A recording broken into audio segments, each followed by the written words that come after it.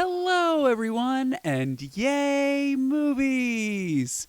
Welcome back to Frankincense. I'm your host, Frank Severich, and frankly, we have a great episode for you today. But before we get to it, a quick programming note.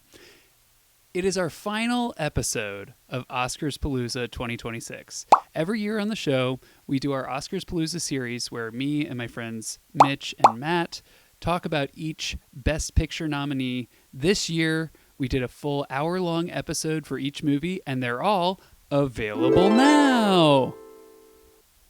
Anyway, this is our wrap party for Oscarspalooza 2026.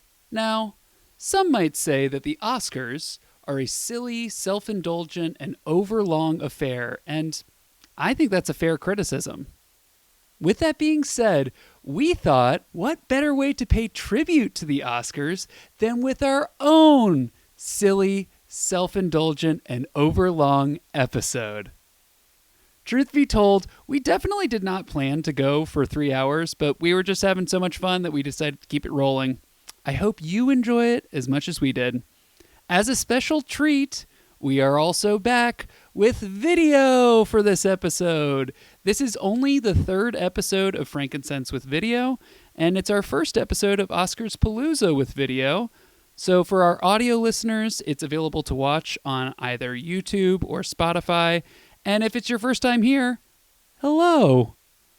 If you haven't done so already, hit that follow or subscribe button. It helps people find the show, and thank you for your support. We've got a great show for you today. We talk about the Oscars themselves, and we rank the 10 Best Picture nominees. Most importantly, however, this episode is the second annual edition of the Maddies, presented by our very own Matt Sparacino. The Maddies are designed to give extra shine to the movies and artists who don't get recognition from the Oscars. Matt prepared a gorgeous slide deck for this section of the episode. Check out the video if you want to follow along. We also talk about our 10 favorite Best Picture nominees of the last 5 years. We share some listener voicemails from some of you who may be listening, and oh, so much more. It's a jam-packed episode of fun.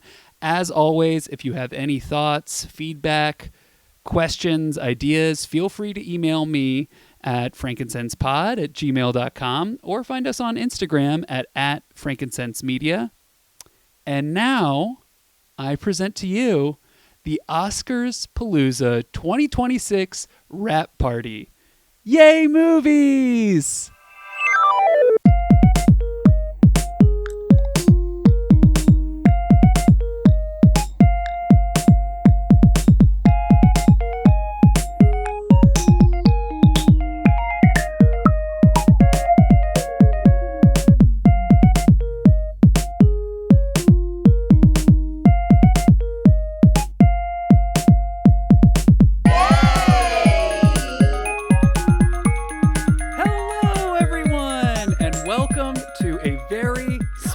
Episode of Frankincense. I'm your host, Frank Severich, and frankly, we have a Oscars wrap party for you today. That's right.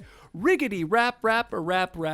It's the Oscarspalooza wrap party, and we are coming to you not just on audio this year, my friends. No. This year we're doing something a little special, and we've got video. So if you're on Spotify or YouTube, how you doing? All right. Let's bring in my two amazing co-hosts with the Mo-hosts. And let's start with my co-host from the West Coast, Mitch Lerner. Hello, Mitch Lerner. How are you, Mitch Lerner? Hey, Frank, I'm doing good. I have been partying non-stop since the Oscars. I was at the Vanity Fair party, moved my way over to the Esquire party, went over to Elton John's party. Then I was at the Men's Health party, which was nice and restorative. Finally, I went to the Bass Pro Shop party. That was crazy. That one was wild. And Mayor Bass was there too, right? Yeah. People were not happy. You're our man on the ground out there. Any great stories from the Oscars parties this year? Did you see any celebrities? Maybe Vrong from Avatar Fire and Ash. I don't know if you bumped into her or. Vrong was out there. She was doing her thing. She was great. She burned down the Kodak Dolby Theater. Oh. She was having a blast. Yeah. She and what is it, Beavis or Butthead, who likes fire? Beavis likes cornholio, or at least he says cornholio, and Butthead is really a fireman. Cornholio. Okay, got it. I was confusing the characters. Anyway, I feel like Varong and Butthead would, I guess, get along. Varong and Butthead has a nice energy to it. The sound, phonetically, it's very pleasing. Yes. Are you just getting this idea from your various searches, from your search history? No. No. And now we need to welcome my next amazing co-host. Moving on, not addressing that item, just moving straight to our next co-host, Matt Sparacino. Hello, Matt Sparacino. Matt, welcome to the show. Thank you, I Frank. think you were in DC, but did you get out to an Oscars party this year? I hosted a teeny tiny Oscars party. Wow. We had one guest. Okay. And his name is Greg Toomey. Shout out to Greg Toomey, shout listener and former guest on Frankincense. Also a co-host of ours, Frank, on the Hoops Crew podcast. That's right. Which we also do with Mary Catherine Curran and Chloe Michaela. Yeah, Greg came over. We had a great time. We watched the Oscars start to finish. We had to start late, but it worked out pretty nicely because we fast forwarded through every single commercial except for the Mandalorian and Grogu commercial. We had to let Greg eat, as it were. So you didn't see that the Burger King got fired? I want to ask you about that. Via Oscars commercial.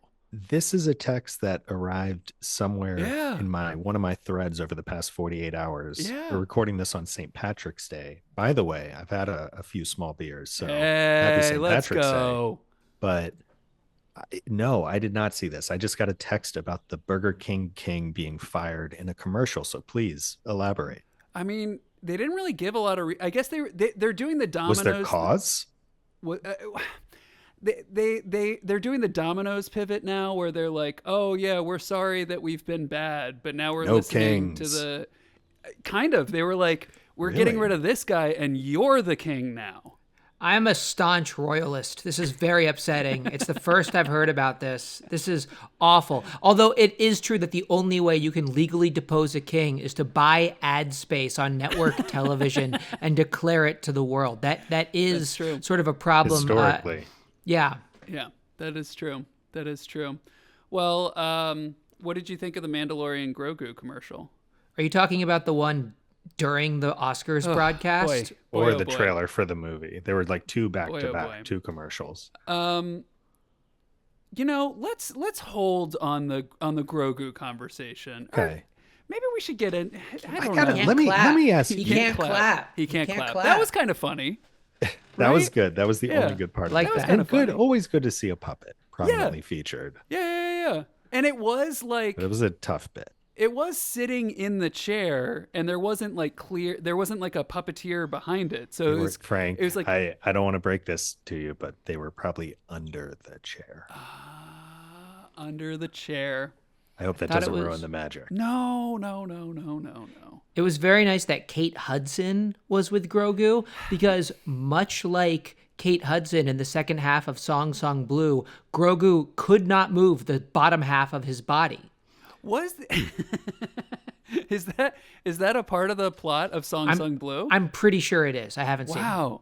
Kate Hudson the whole thing is she gets hit by a car. All these tragedies start happening to her. They just want to sing. They want to make people happy, and life just keeps life, and man, but she keeps going, and that's why she was at the Academy Awards, nominated for Best Actress. Well, congratulations to her. Meanwhile, Chase Infinity I guess she just gets to be a presenter. Next time, though, she's going to be around for a while. She had a pretty good night. She had a pretty good night. How do we feel about the comedy at the Oscars? If we were going to rate the comedy of this year's Oscars, On a scale of Frank. 1 to random, what grade would you guys give it? Definitely not random. Okay. Although Conan, he's certainly Conan's a little random. Conan can be random, and Conan had some good jokes. He People did. seem to like the opening video. He was, as dressed as Aunt Gladys, or at least had the makeup and the Mhm. wig. Mhm. Was Great. running with the kids chasing him through different movie sets. Pretty Mhm. good. He had the substance bit last year. We loved that. Mhm. The monologue I thought was kind of tough. There were some good jokes, some good moments, but as like a 20-minute thing, it was I don't know. I Sure. wasn't crazy about it. What do you guys think of the Conan monologue? We'll get to the like presenter bits because that's on a whole different level. But what do you guys think of the monologue Well, in I Conan? read I read an article today in Variety. Yeah, I can Ooh, read. That's right.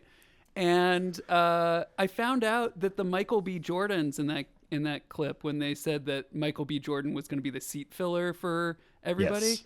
he actually did a day of filming. That was actually him Good cut. guy. Really? He's a Yeah, good guy. yeah. Which Good No for them, AI man. in our Oscar no AI, broadcast. no Wow. bullshit. That's right. That's Um, right. yeah. So Copyright.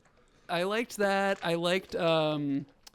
They said whoever they were interviewing as a part of this article was like some Disney exec, and they were like, "Yeah, the host for life thing. Like, if he wants to keep hosting, like that's cool with us. So that's cool." And He's a it good seemed like, host. yeah, they seemed very like positive. Like he brought a lot of the like video sketch ideas to the Oscars team.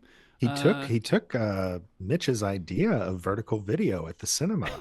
Mitch, I believe you mentioned that on that's our true. honorable mentions episode more That's than a true. month ago. I did, and I was thrilled. I was so honored. And then I looked at the writing credits at the end of the Oscars telecast, and Where I was your was name? not on there. So I want to say this: I'm a huge Conan fan. Big. I'm Team Coco from day one. I love him. I'm gonna sue the shit out of this guy. There you go. Sue his balls off, Mitch. That's right. Very litigious. Very litigious. Um, yeah, well let's get into our Oscars reactions here in general. I feel like we've already started doing that, but what do you guys think of the night in general? We had some winners, some losers, some surprises, some snubs. Boy oh boy, and the stars were out, weren't they? They certainly were. And I think overall, I guess just to review, and this is coming out several days after the Oscars, but in case you missed it, what ended up happening? One battle after another ended up being the movie to not dominate the night, but win the night. It won Best Picture, it won Best Director. And we Uh, called it, you know? I just want to say, we no did? one else had predicted it, but Oh, we right. said, We did. You're yeah. right. We Yeah. did. We did. No one believed us. Everyone else had Frankenstein winning this thing. Yeah, that's right. And we were saying, I don't know. I don't think don't it's know. Guillermo's year. He's Yeah. already won one. He I already think that won one. but no, the drum beat Hey. for Frankenstein being the victor was unbearably loud. Frankenstein did have a good night. So one did. battle got 6 Oscars. Sinners won 4. Didn't win director or picture, but had a very good night. And then Frankenstein had 3. I don't know if any other movie had more than one actually, because like Sentimental Value got 1, F1 got 1. You know what did? Avatar. K-pop Demon Hunters got 2. Yes, you're right. That's a good Or point. animated and song, which both of their speeches were cut off. One successfully cut off, and one they were able to fight through. But bad luck. Also, if you guys start running long tonight, I am going to forcibly cut away from you and mute you. Good. Yeah. Turn the lights out. Throw it Second, to commercial. the second, God, we just got to get to this commercial, guys. It's the clock is ticking. These commercials, they're not going to sell themselves. We gotta cut away from this fucking award speech at the award show. Get fucked. this guy at the apex of his career, something he's probably dreamed about for, so Oh, long. tough. What an incredible, moment in his life. The- And then, yeah, The one for song where they fully cut them off and Yeah. would not go back. yeah. that I said to Kira as they were passing it off, because she got up there and she talked, and of course they're gonna let her talk because she's the star. And the very first person she goes to pass it to, I was like, they're gonna cut them off. And right And they then, did. and they didn't even like play them off. No, They I cut them know. off. And They That's Conan it. Conan shamed them He earlier in the did. episode, and they did it anyway. Yeah. And I thought that was Conan's best moment. Actually, was his reaction to when they cut the guy off. The And mic cut to started going Conan. down. They cut to Conan. He wouldn't speak. They went back to them, raised the mic up, and Conan was like, "I know we're tough for time, but lowering a microphone in front of a man while he's giving an acceptance speech, that's hilarious." That was one of his better jokes. And that you could tell, like that's the stuff that makes Conan so good. Yeah. Like I don't know, the monologue, again, it was hit or miss. There were some good jokes, some so jokes, but it's a hard job. And he did the job really well. And he is always going to have the right thing to say in that sort of moment. Just perfect delivery. And he just moves on so quickly, too. It's Conan. You got to love him. He's the best. Master of the sharp turns. I would say that K-pop Demon Hunters, winning 2 awards, I would say they really showed some of those other movies how it's done. Would you say they had a golden night?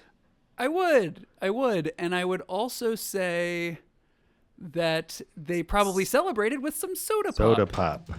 Yes. Oh! My little soda pop. Oh, No that free looks ads, like a Mitch. little... No free ads. Why aren't you drinking a Heineken Zero, Mitch? I ran out. Oh, I see.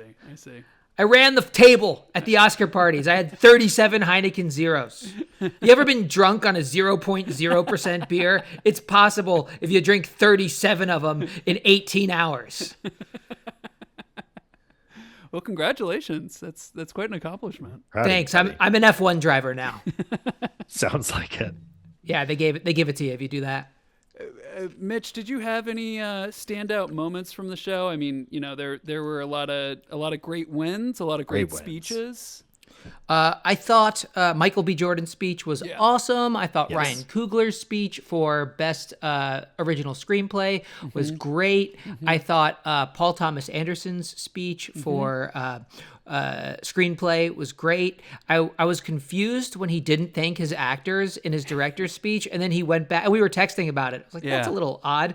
And then he corrected himself in the Best Picture speech. Yeah, it was fun. Everyone winning and feeling really good and happy was nice, and it made my heart grow 3 sizes that day. So as soon as we're done, I'm going to the hospital. The Sinners wins were definitely a lot of fun. Like, Yes. I think Michael B. Jordan was kind of the star of the night, the speech that people will remember from this Oscars, and just really, really powerful. And like he said, we've watched him grow up, and Yeah. he thanked kind of everyone for supporting him in his career. And watching him since The Wire is very meaningful. Totally. And then again, you mentioned the Coogler speech, Mitch, and winning the cinematography award. Autumn Durrell Akapa, That was gave awesome. That That's was great. great. such a beautiful speech and history setting, like Yeah. 98th Oscars, the first of all, the first woman of color to be nominated in that category, and then the first woman period to win that award. Yeah. Just insane. Yeah. And Amy Madigan, the first award of the night, Yeah. going to, they usually do a supporting actor or actress. It was supporting actress in this case. That was one of the many acting categories that was kind of a toss-up, or felt like it at least. Tiana Sure. Taylor, Wunmi Masaku, both 2 actors from Sentimental Value, but ultimately it was Amy Madigan who won for Weapons. And she gave a very, I think, authentic speech. People seem to really love her and want to support her after a long career. And It's a great story. Really is. Ed Harris was there, of course. Very fun. And the casting award, that was the other award that I thought was really interesting. First year they're doing it, and the way they did it was great. They had the 5 nominees represented by an actor who came out on stage. It's always, I think, smart when they get the actors in front of people. That's who people want to see, the stars. We also had acting clips this year, which they had taken out the last couple of years when they had the categories. But for casting, it was really nice hearing them talk about the process and the people who were nominated, and then the woman who won for One Battle After Another gave a great speech herself. So really fun that they like gave it room to breathe. Yeah, I got surprisingly emotional watching that. Like, I don't Really? know. Not that like I have like a big attachments to casting directors or even totally understand what they do. And I love all of them. They're all so great. I've been saying so in postcard after postcard after postcard after postcard, and I just really mean it. They're all, each single one of them, probably the best people working in Hollywood. Every single Easily. casting director who is casting a 28 to 42-year-old long hair type is just my favorite person in the world. you can play short hair too, though. Yeah, for a check, you're gonna have to hefty pay me to do price. that. Speak for Yeah. yourself, Frank. Yeah, fair enough. Fair enough. Yeah, but it was just so cool to like see, I don't know, like this part of the business, the craft awards. It's nice when they get their moment in the sun, It's nice to see this other part of the business that, is important but doesn't always get, its flowers, so to Yeah, speak. there's definitely something to be said for that, where like one of the best parts of the night is watching people who do Yeah. not get recognized on the daily by the average movie-going population have their moment, and it's such a beautiful, gratifying thing.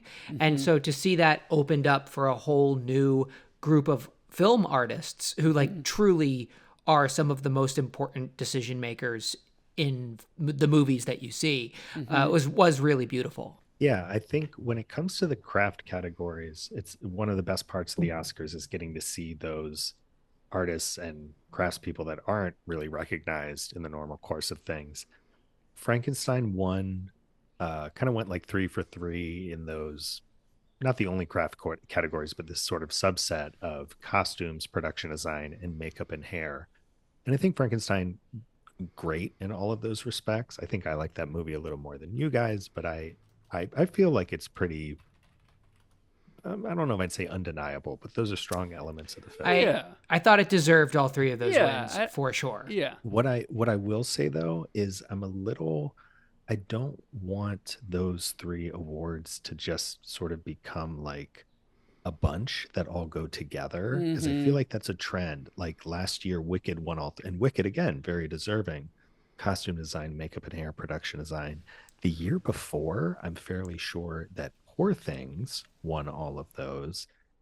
And I don't know, maybe these movies are just truly deserving, but it's nice to see. We talk about seeing them spread the wealth, and I wonder if people just sort of are voting in a block a little bit when it comes to that stuff.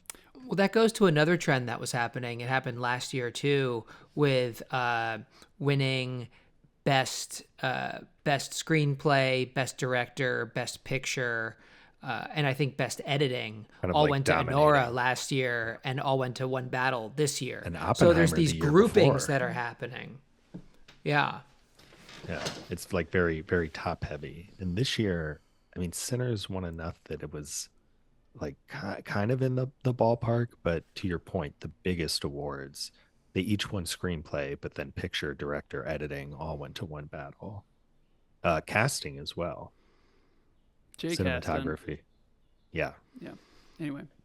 I learned that 2 movies can have big nights at the Oscars and it can make a lot of people happy. Yeah. I think that was a ceremony where a lot of people left happy, with Michael B. Jordan winning, Ryan Coogler winning an Oscar, and One Battle winning director, picture. I think that the way that it all broke down, it was a really cool way, because Sinners had such a like fervent fan base. Yeah. And I know at the party where I was at, when Michael B. Jordan won, people like flipped out. Yeah. Everyone was so excited. Same with when Coogler won for screenplay.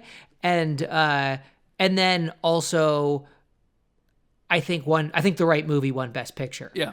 So it's very cool that, like, I think,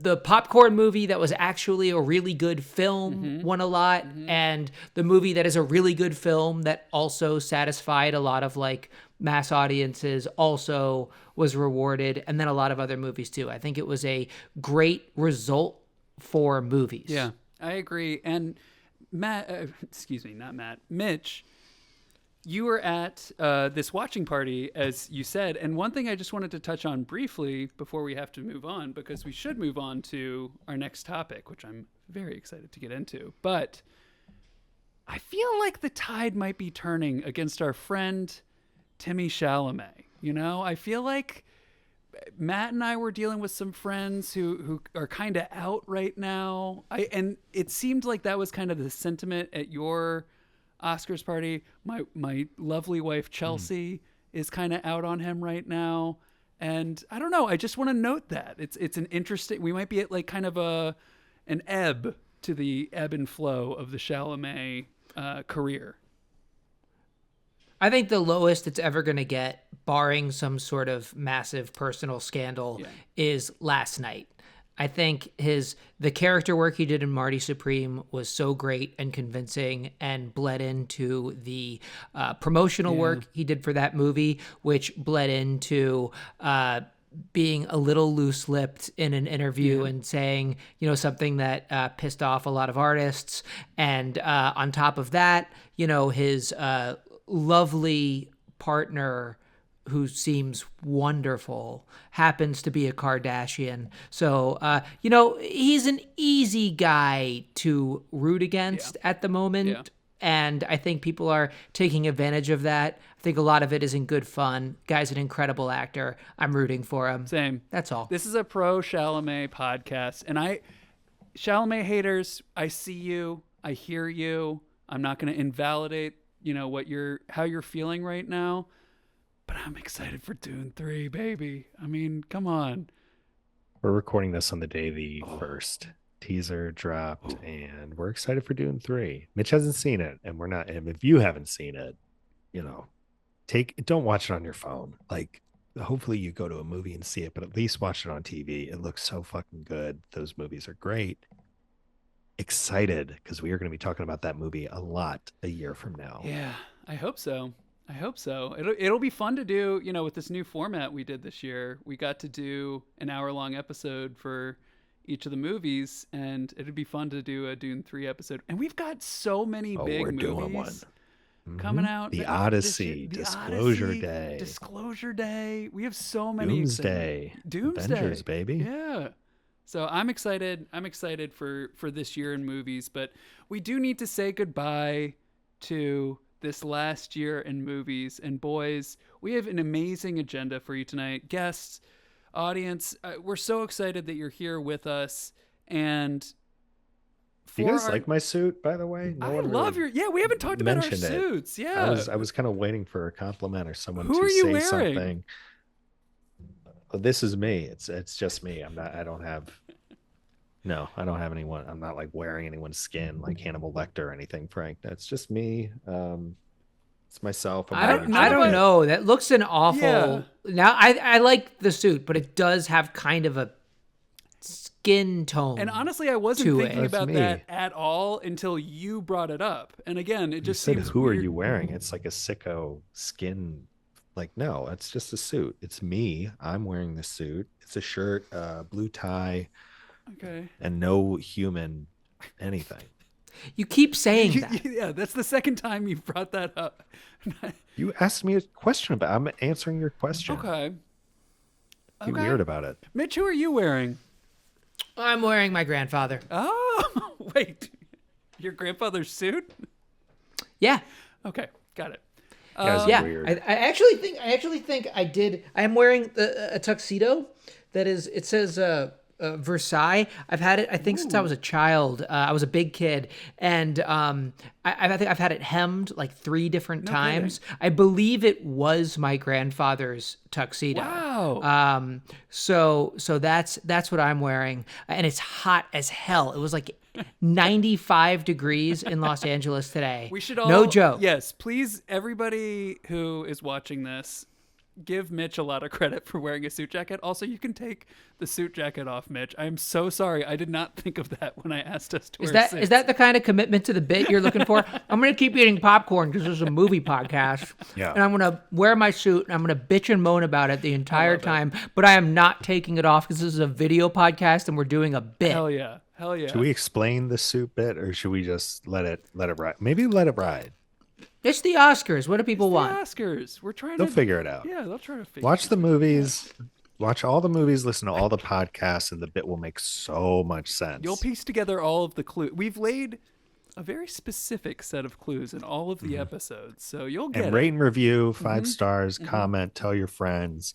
Follow us on social at Frankincense Pod. Blah blah blah. But make And the sure suit not bit. to listen to these podcasts, though. Whatever you do, we've got individual podcasts for every movie. Do all of that stuff. Rate, review, share, all of it. It's very important. Do not listen to it. You can watch this, I guess, on mute, though. Do it on mute. Yeah, the video's good. Video's good. You can do that. Yeah. But on mute. You don't want to listen to it. No, don't listen to it. If you're hearing our words right now, you're doing it wrong. I'm just so God. I'm so excited that, Mitch, it's always good to find a bit on a podcast, that you can keep coming back to. And We got to wear these suits every time. I'm just so glad you found that bit, and now we can retire it because it's the last episode of Oscarspalooza 2026. Because nobody's going to listen because they've been hearing what I've been saying. This is our 12th episode, and so far we've had 0 listens. So thank you, Mitch. You really made an impact. Out there doing the work, getting the word out.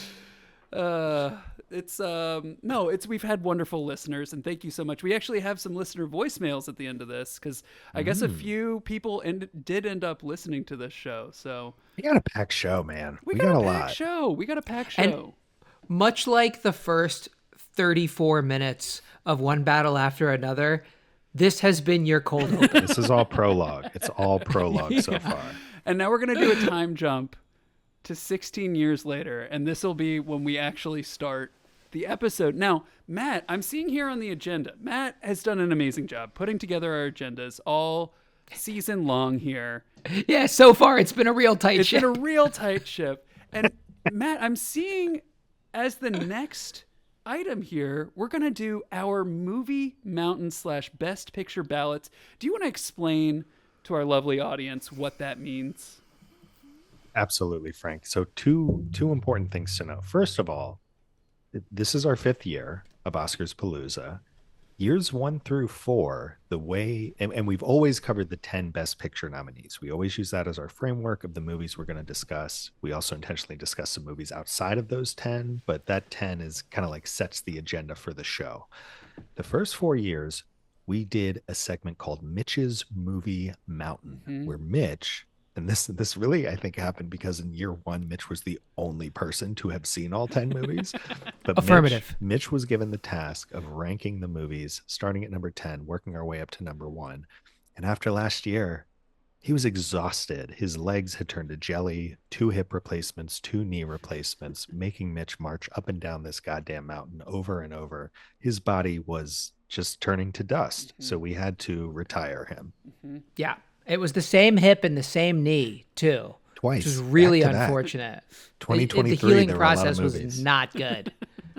So we did not do that this year. We did the movies one at a time, alphabetical order, but we still have to get on record, the 3 of us, with our movie mountains for the films of 2025. Because the other thing is, this is how Best Picture is voted on. Oscars voters, they have a ballot from 10 to 1. It is ranked choice voting. And we're going to start at number 10 and work our way up to number 1. I guess we'll go one at a time. Yeah, I was wondering And- if that's how we want to. Do we want to Or go? if we want to do all 10s, all 9s. What do you think, Mitch? What sounds more fun to you? Yeah, as the mountain. Yes, veteran. you are the Sherpa. All right.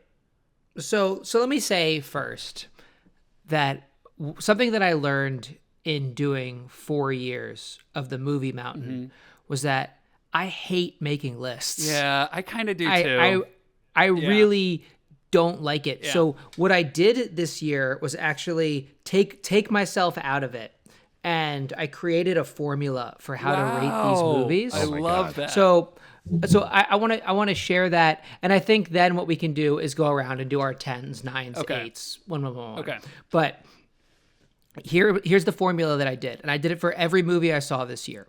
And I'm not going to say how I rated one; it would just take too long. But I rated it in 4 different categories, numbers 1 through 10, or 0 through 10.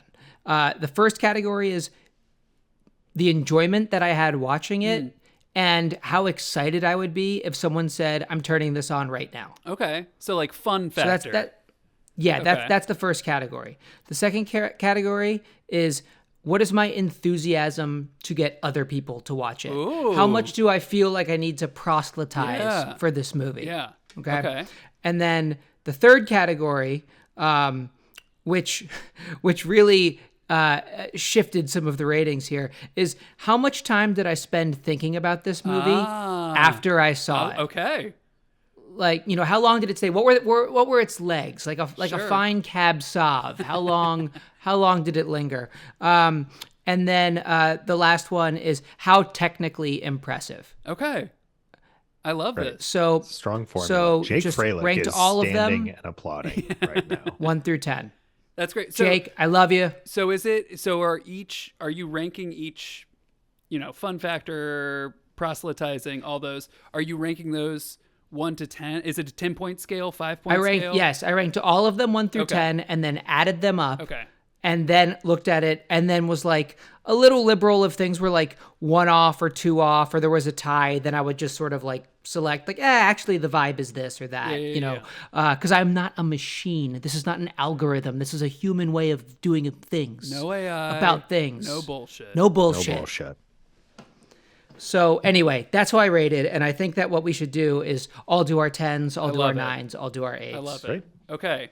I might lay in some sound effects here later. Maybe I'll even pull it up now. But Mitch, why don't some sound effects later on for the Maddies too? Oh yeah. Oh, yeah. I'll put in some sound. Don't you worry. Mitch, why don't we do Mitch cuz he's the veteran, Matt cuz you're the you're the host of the Maddies, which we're about to get there. You're the guy wearing the skin suit. You're the guy wearing the skin suit. Oh, you guys are wearing the skin suits. My suit's just me and no one's skin. No. Again, it just sounds weird when you say, like, you've said that so many times. I'm not saying it so many times. Okay. All right. Just responding to what you guys are putting on my plate. Well, let's go around. Mitch, why don't we start with you? What is number 10? If you were filling out your ranked choice voting ballot, what is at number 10 for you on your list? Number 10 for me is F1. Wow. Wow. Okay. I'm surprised. I am surprised. Thought you might be. I might even come up with a little graphic here on the side. So listeners and viewers, if you're seeing that, then that's... Then Frank got fired from his job and he has a lot of time. Yeah, and if you're not seeing that, it's actually probably better for all of us. Yeah, it's probably for the best. Matt, what is at number 10 for you on your movie mountain this year? Number 10 for me is F1. Wow. Whoa. Wow. Boys, coming in at number 10 for me on my movie mountain is Victor. Yeah. There we go. Yeah. I'm sorry. I wish I could have gone and held hands with you, but No, it's good. I feel bad. Mitch, I'm surprised. I was expecting Frankenstein for you. Here's the thing. I didn't think about F1 at all after I saw the movie. Said that more than so once. it really affected the score. Okay. But they were very close. Yeah. They were very close. All right. Well, let's go to number 9. And Mitch, take it away. What's at number 9 for you? Number 9 for me, Elizabeth. Frankenstein. Frankenstein at number 9. Matt Sparacino, what is at number 9 for you, my friend? Victor. Frankenstein. Definitely. At number 9. And for number 9 for me, F1. Vroom, vroom. Well, look at that. So it's so far. And I'll say for myself, that's tier 1. I agree. 4. Yes. And I imagine here we will start to diverge. I do want to say that I didn't dislike any of the movies Same. this I year. agree. Both those This is a movies really I'm cool strong with. year. Frankenstein has, I think it is definitely my least favorite of these movies, but it does have, go back and listen to our episode. We said a lot of nice things about both of those movies. Mitch, let's go to you. This is where I feel like it starts to get a little interesting, at least on my movie mountain. Mitch, what is It might number get contentious 8 for you? here. It might get I contentious think it will. here. I have a feeling at least one of you is going to be mad at me. Yes, agreed. Number 8 is Train Dreams. I'm not surprised. Okay, choo choo. Matt, what is it number 8 for you? Mitch, this isn't personal. It's not on purpose, but sentimental value. Okay, fair enough. Frank, you gonna train dream me right here? You gonna shank me? Coming in at number 8. All aboard! Train Dreams, baby. No, it's a good movie. Again, it's a good movie. I don't mean to betray you. I like that movie. As I said the other day, betraying dreams. Let's keep going. Mitch, what is at number 7 for you on your movie mountain? Number 7 for me. With apologies to our guest Yasmin, is Hamnet. I see. To be or not to be, number 7 on the movie mountain. Matt, what say you? What is number 7 on your movie mountain? To be or not to be number 7? It is not to be number 7 because number 7 is The Secret Agent. Wow. For me. Yeah, fair enough. I have that one a little bit higher, but I bet you do, buddy. we'll get that. We'll get to that in a minute. And we were just talking about train dreams and to dream, perchance to sleep. Hamnet is also coming in at number 7 for me. Good movie. Really like that movie, but it's at number 7 for me. Let's go on to number 6. Mitch. Oh, he's smiling. He has a devilish grin. Number 6 for me, in what is the strangest placement, I think, on my list. Number 6, Sinners. Whoa. Wow. Okay. Matt is making a stinky poo-poo face. Wow. Matt, Fine. we go to you. What is your reaction here? I like my list better than I like Mitch's list. But that's, the way it's supposed to be. My number 6 is not Sinners because that would be insane. My number 6 is Hamnet, a movie I really loved. Again, strong year. The 5 movies I have ahead of it are just some heaters. Yeah. Some See, heaters. that's the thing too. Is we're in I a know, tier the at this ranking point. is We're so like, tough. It's stupid. the ranking is hard. It's all dumb. All of these movies are like Yeah. A to S tier. And Sinners is awesome. I just yeah. ranked it at 6. You liked some other movies more than that. That's okay. Got to be true to yourself. Okay. My number 6, shockingly, for a movie I really liked, edged out slightly by a movie. We'll get to that in a second. Sentimental Value coming in at number 6 for me. It's a good movie, great movie, but it came in at number 6 for me. Let's get in. Now we're in the top half. We're climbing ever closer to the top of the mountain here, boys. Mitch, what is your number 5 movie?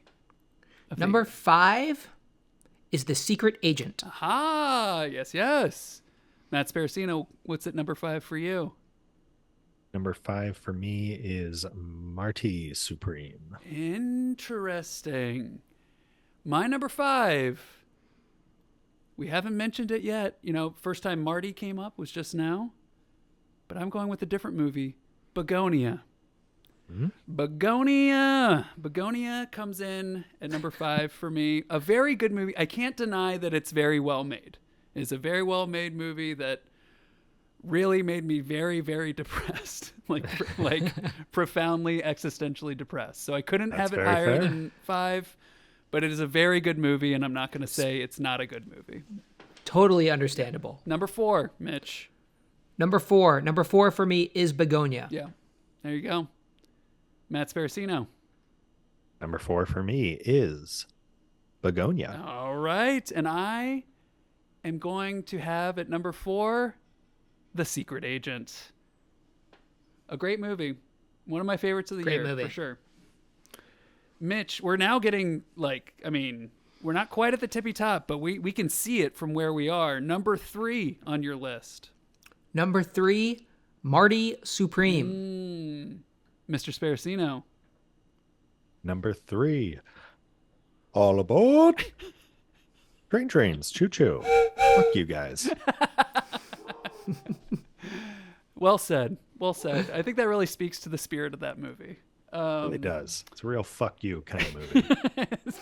Train Dreams has real fuck you energy. Well, Train Dreams might have fuck you energy, but so does Marty Supreme, my number 3 movie of the year. All right. Mitch, number 2 for you, my friend.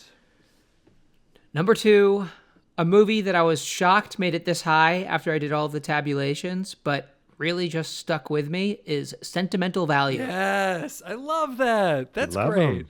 Trier's your guy. Yeah. Yeah, he's my guy. And I loved his speech. I thought that was such a great moment, bringing up everybody onto the stage and stuff. So, yeah.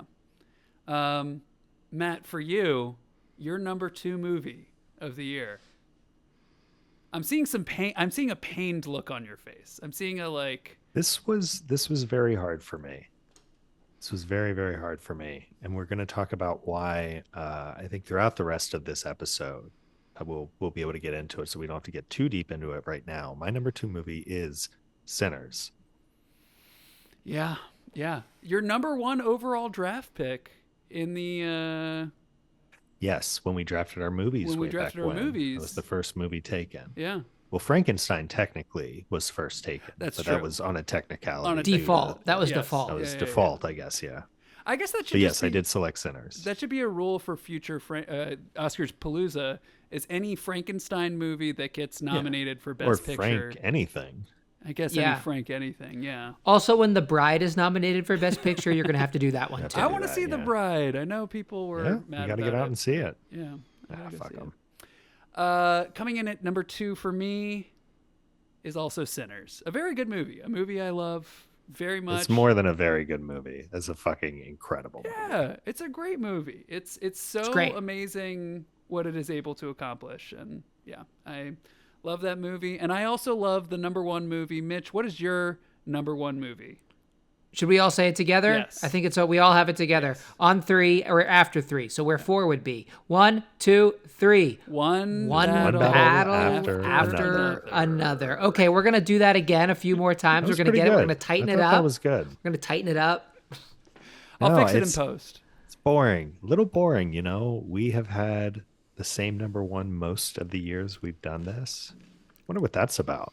It's almost like we're the same like age and from the same place and same demographic and just a lot of shared interests and talking for hours and hours together. Do you guys think that has Nah, it anything? can't be that. Yeah, no, no, way. Yeah. No. I was really close. Were either of you close to having a different number 1? I've had Sinners number 1 pretty much all year, and I in the last few weeks started to waver, and I locked this in the evening of the Oscars. I forced myself to make a ballot and write it down, and I swore to myself that I would like commit to it for this episode because I really wanted to, and I had been undecided for a very long time. Did either of you have a hard time, or was this an easy number 1? So my favorite movie of the year, as you guys know, is 28 Years Later. And I stand by that. That is my favorite movie of last year. But between Sinners and One Battle After Another, something Mitch was saying on our Sinners episode is like, you know, there are a couple things where like my brain starts to kick in and I'm like, hey, what about this thing? Or what, you know, like that sort of thing with Sinners. And my brain doesn't do that with One Battle After Another, which isn't to say that there are, you know, there aren't complicated things in One Battle After Another, you know, imperfections, that sort of thing. But for me, it was sort of a clear delineation. How about for you, Mitch? Well, Sinners is my number 6, so I didn't have a huge issue with it. But what I did when I did tally everything up and saw that Sinners was number 6 on the list, I was like, that can't be right. That seems wrong. But I think in the spirit of making the list making interesting, because I knew you guys would have it at number 2 or 1, figured what the Yeah. hell. What's really weird is that my top 10 movies of the year are like a lot of them are not represented in Best Picture. So there's a lot of like gaps in my list when it comes to ranking the Best Picture ones. So I think One Battle, for me, One Battle, after careful consideration, is my favorite movie of the year. But there's like an S tier of 3 other movies that are right there that are not nominated for Best Picture. So you've got One Battle, and then in basically a 3-way tie for my next favorite movie of the year is No Other Choice, 28 Years Later, and Eddington, really in no particular order. So You got to it's get those hard. movies some awards. Yeah. Yeah, Seriously. yeah, those movies are dope. Yeah. Maybe Maddie will. Maybe the Maddie will smile upon those 3 films. Matt, was it difficult for you? How did you in the end? How did you come to your decision for One Battle? Um, I mean, I've seen Sinners probably like 6 times at this Wow. point, 666. um, including like twice in the last 3 weeks or so. One Battle I've seen 3 or 4 times. I think some of it. Here's why, because I actually really settled on it today. I've rewatched One Battle After Another last night and finished it earlier today, and I was able to articulate it in a way that I wasn't even able to when I wrote this down, the night of the Oscars. It's because Sinners is like kind of timeless in this beautiful way. The themes we talked about in depth, the Mm-hmm. music, all the Mm-hmm. elements. I mean, it couldn't have been made before this moment in history, but it feels timeless. It's period, all of this stuff. One Battle After Another is so urgently right now. And we talked about that being a theme throughout this year. These movies, the what the fuck is happening and what the fuck can I do about it movies. And I think between that urgency and seeing things, there's like moments in Sinners that are instantly iconic and characters like that, but seeing things in One Battle that reflect the world. Like I was watching it, and there's a moment early in the movie before Bob and Willa are separated at their home when a helicopter goes overhead. I talked about the moment when there's the protest in the street and the provocateur comes in. There's these moments that like resonate, Mm-hmm. and it continues to change how it's affecting me each time I watch it as the world we're living in Mm-hmm. continues to Yeah. evolve and unfortunately line up with it in ways that are creepy and unsettling, but it just is a mirror. Mm-hmm. And Sinners is too, that's the thing. But like something about the right now of it Mm-hmm. all feels particularly important. But I had a ton of trouble. I flip-flopped terribly, and I this was a year for me. 28 years later, a movie I love, not quite as much as you guys. So for me, this year was 2 movies and then everything else. And everything else I love. I would say, especially Train Dreams, Begonia, Marty Supreme. And then the movie Weapons Mm-hmm. and the movies you mentioned, Mitch, like Eddington, Mm-hmm. 28 years later. I loved Wake Up Dead Man. I loved Friendship, which was one of our honorable mentions. But ultimately, for me, it's Sinners, One Battle After Another, and everything else. And those are just 2 forever movies for Yeah. me. Yeah. Hmm. I totally agree. And the other thing, there's a little bit of this in Sinners at the end, but One Battle being like a father kid story. Yeah. Like Yeah. Yeah. that's Yeah. been a big theme for me this year. And uh, I care about the people in that movie more. Like when it comes to that like core 5, whatever, like Bob, Willa, Perfidia, even like despite her flaws, Deandra and Sergio, like I care about the smokestack twins and I care about Sammy, but like Mhm. some of the ensemble in Sinners just isn't quite as like human and filled out. And that father daughter story gets me every time. Yeah, it's beautiful. It's beautiful. Yeah, it's incredible, and the way that you really, I think, are left thinking about our world Hmm. and passing it on, and the human wreckage of monsters, and the hope of resistance, and the personality issues in resistance movements, Hmm. and just generational trauma, really, I think, separates it, because it's also such an entertaining movie. It is so Yeah. fun to watch the entire way through. God, And Sinners also so fun to watch Hmm. the entire thrilling, way through, just incredible. like such a treat. And then by the time it's over, I'm kind of like, okay, like, I got it. Hmm. I got it. That was great. That was awesome. I got it. Hmm. And I think, when I'm on walks thinking about movies and thinking about what I've taken from this movie or that movie, or trying to explore a theme further that is not fully explored in a movie, but like a thread is pulled on. Hmm. I think One Battle is just phenomenal at that. It's. I would assume it would have been at the top of your rankings of movies that I thought about after the fact. Is that fair to say? Yes. Yeah.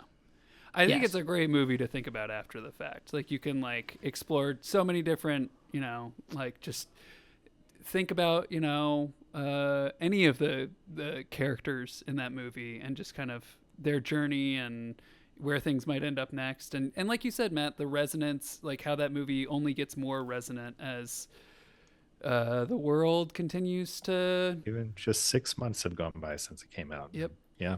Yep. Yeah, and this is not to say that this makes one of these movies better than the other. It's just like these are different factors about all of these Yeah. movies. Yeah. It's like, at this point, like we said, we're doing these lists. Fucking hate lists. Yeah. But they're both so good. Ranking art is inherently difficult to do. And that's why we've given it to Matt Sparacino. Hit it, Matt. It's the Maddies. Ladies and gentlemen, you will definitely remember this from last year. Oh Matt yeah. presented his first annual Maddies last year. And this year, for the 5th annual Oscarspalooza, we are so thrilled to bring you the 2nd annual Maddies. This is what we're doing this year. It's the second annual Maddie Awards. Let's go. Yay! Let's I'm go. I'm so genuinely excited for this. I have been. I'm also genuinely Yes, excited. this is I'm great. genuinely excited too. We'll see how this slideshow goes. If it goes off the rails, we have a lot to get to today. Yeah, we did this last year, but this is much more official. To celebrate the 5th anniversary of Oscarspalooza, we had to do the second annual Maddie Awards.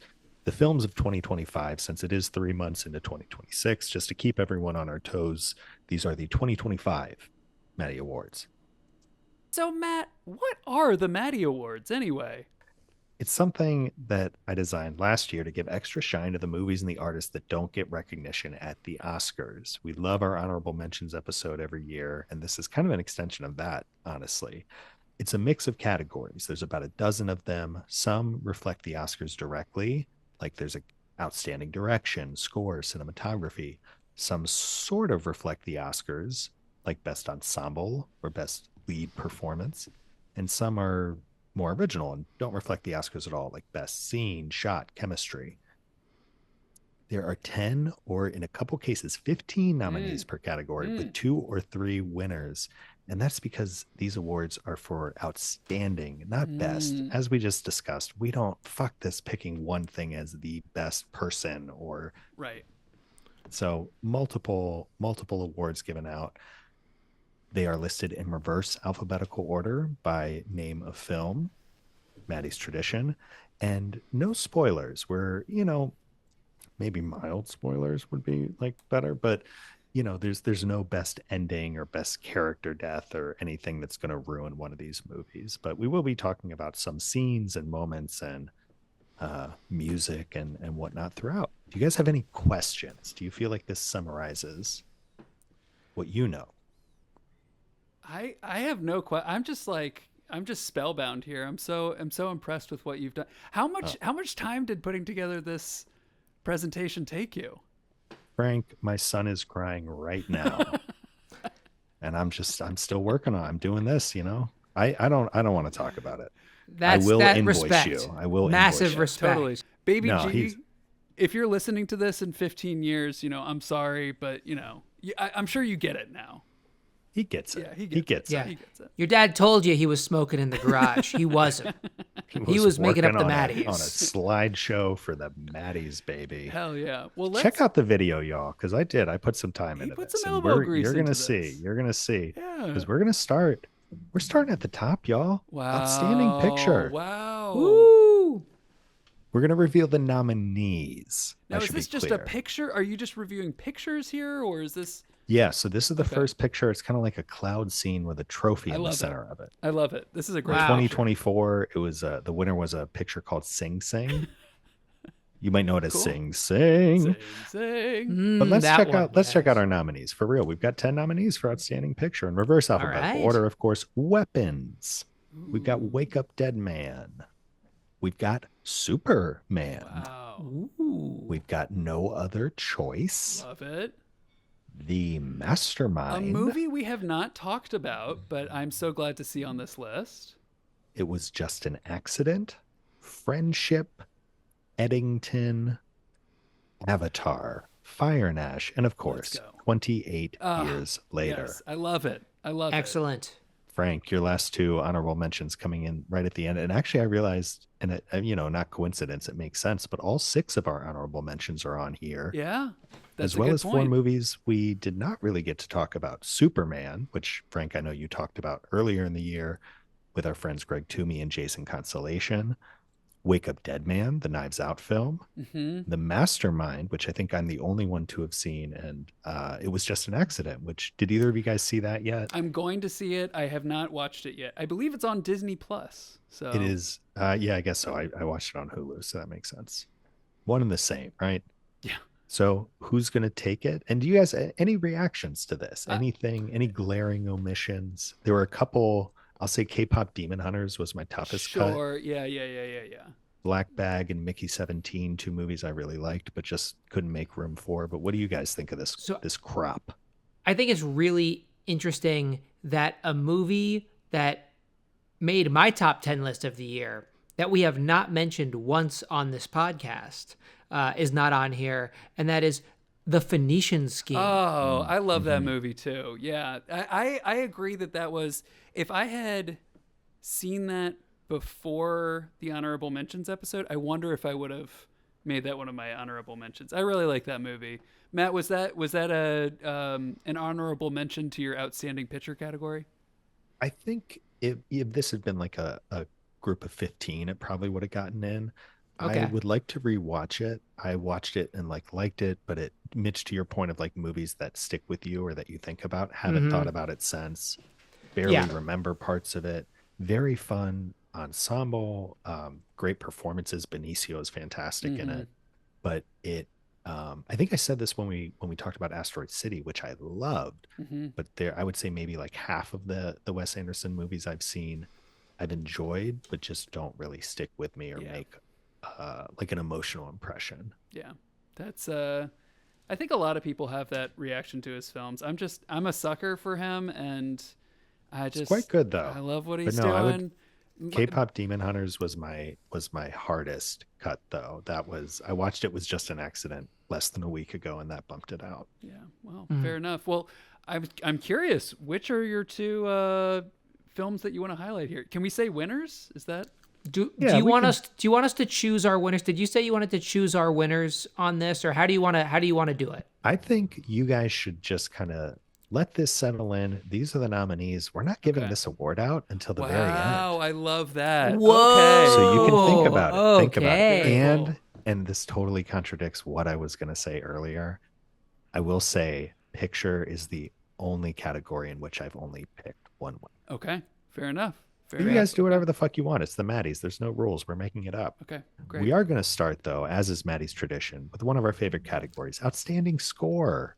We love a score. Last year's winner was Nick Chuba, who scored Thelma. Great movie. I watched that after our last So good. episodes last year. Love it. I love that movie. Everybody go watch Thelma. Thelma's great.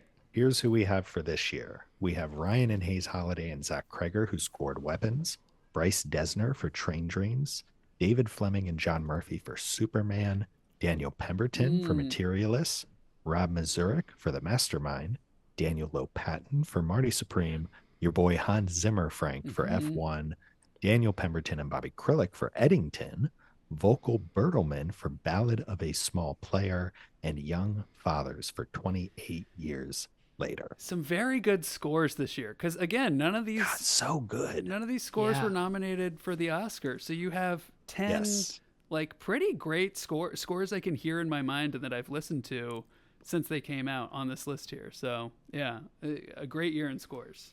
Yeah, I would love to hear I would give it a for high each score. of these high score for each of these categories. I want to hear from you guys. Like, if you're welcome to pick a winner or multiple winners. If there's something you think I left off, like you mentioned Phoenician Scheme, Mitch, what do you make of this category? I think it's great. I usually spend a lot of time listening to movie scores, just like walking around, doing work, whatever. But I've had a very unproductive year, and I haven't been walking very much, so I haven't listened to a lot of movie scores this year outside of the films themselves. I think Weapons and Marty Supreme are awesome. Those are probably towards the top of my list. Eddington as well. F1. Like these are great. They're all great. It's They're hard so to good. it's hard to Yeah. to do this. Yeah. Superman score. Frank, do you have a pick? I think the one I've listened to the most is F1. Shockingly, for a movie, rips. it's just such a good score. It's great, like writing music, like because it like gets you kind of hyped up, but it's like all background. It's just like a nice little motor you can have going in the back of your mind. So my pick would I have be a F1. question. Yeah. Sorry, your pick is F1, Frank? Yeah, shockingly, yeah. That's great. I think mine would be Trent Reznor and Atticus Ross Yeah. for Challengers. Oh, yeah. I thought you were gonna say Tron Ares. They did Haven't do seen Tron. it. I haven't checked that Well, out yet. they might come up later on this podcast. You never know. Really? Ooh. Interesting. Well, the winners are for this year. Wow. Wow. Yes. The Holidays Yeah, and yeah, Zach yeah, Kreger for yeah. Weapons, and then Young Fathers for 28 Years Later. I'm surprised neither of you boys mentioned that. Oh, it's a great score. And I do have, let's see if this is coming through. Horror scores. 2 horror scores. Wow.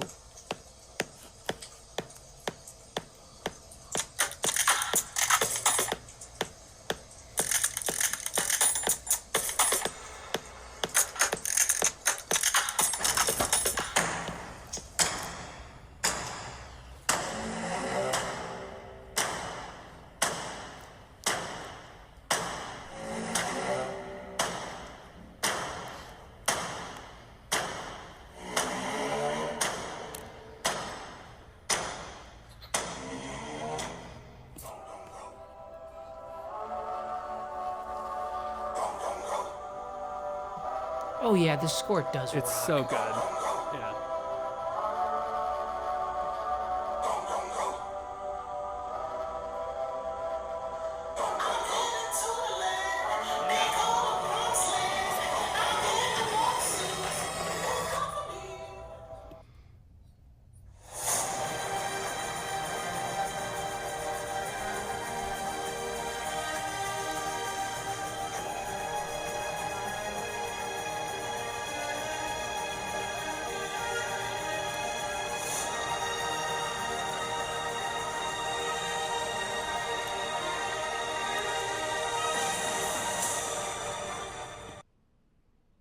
Is that weapons at the end? Is that what that was? Yeah, I chose Weapons and 28 Years Later, 2 horror scores, and I would have loved to have done more variety, but those are just my favorite scores. We heard the first 2 were some short selections from Weapons. Second 2 were from 28 Years Later. That last track in particular plays during the Causeway Chase that we mentioned when we talked about that movie, against the backdrop of the Northern Lights. That's probably my favorite music from any score this year. And just love them. I love the percussive, nature of the weapon score. Both of the things we heard were mostly just drums and just very creative and interesting to me. Yeah, totally agree. Well, we're moving on now to needle drops. What's a needle drop? It's a good question. It's a phrase that could be a little confusing, but basically what this Okay, so is, you're doing heroin. you're doing heroin, right? This is a new award. We did not do this last year, and this is for moments in movies when a not an original song, not a score, Mm, but music that already exists in the world. Music, pop music basically, or songs that people might recognize are used to some effect. Um, Goodfellas, has a bunch of them, sure. but like at the beginning, ever since I was a kid, I want to be a gangster. You go from rags to riches. That was not nominated this year. Wasn't eligible. Golden. Golden. Yeah, exactly. So the nominees this year are Oh, Beware of yeah. Darkness by George Harrison, that plays at the top of Weapons when the kids all run Yeah. out. Punk Rocker by Teddy Bears That's a plays great at the one. end of Superman. Love to Love You Baby by Hmm. Donna Summer in The Secret Agent, one of my favorite moments in that movie. American Girl by Tom Petty for One Battle After I think that's Another. the front runner here. Ready or Not by the Jackson 5, also for One Battle After Another. Red Pepper Mm, Dragonfly by Cho Young Pil from No Other Choice. Mitch, you mentioned that song when we talked about that movie. Love that scene. Everybody Wants to Rule the hmm. World by Tears for Fears, and The Fat Man from Fats Domino, both from Marty Supreme. Firework Yeah, I by mean, Katy yeah, Perry for Eddington, it's such a good moment. and Basket Case by Mm, Green Day yeah, in Begonia. yeah. Boys, what say you to this? And yeah, American Girl, certainly the front runner. I would,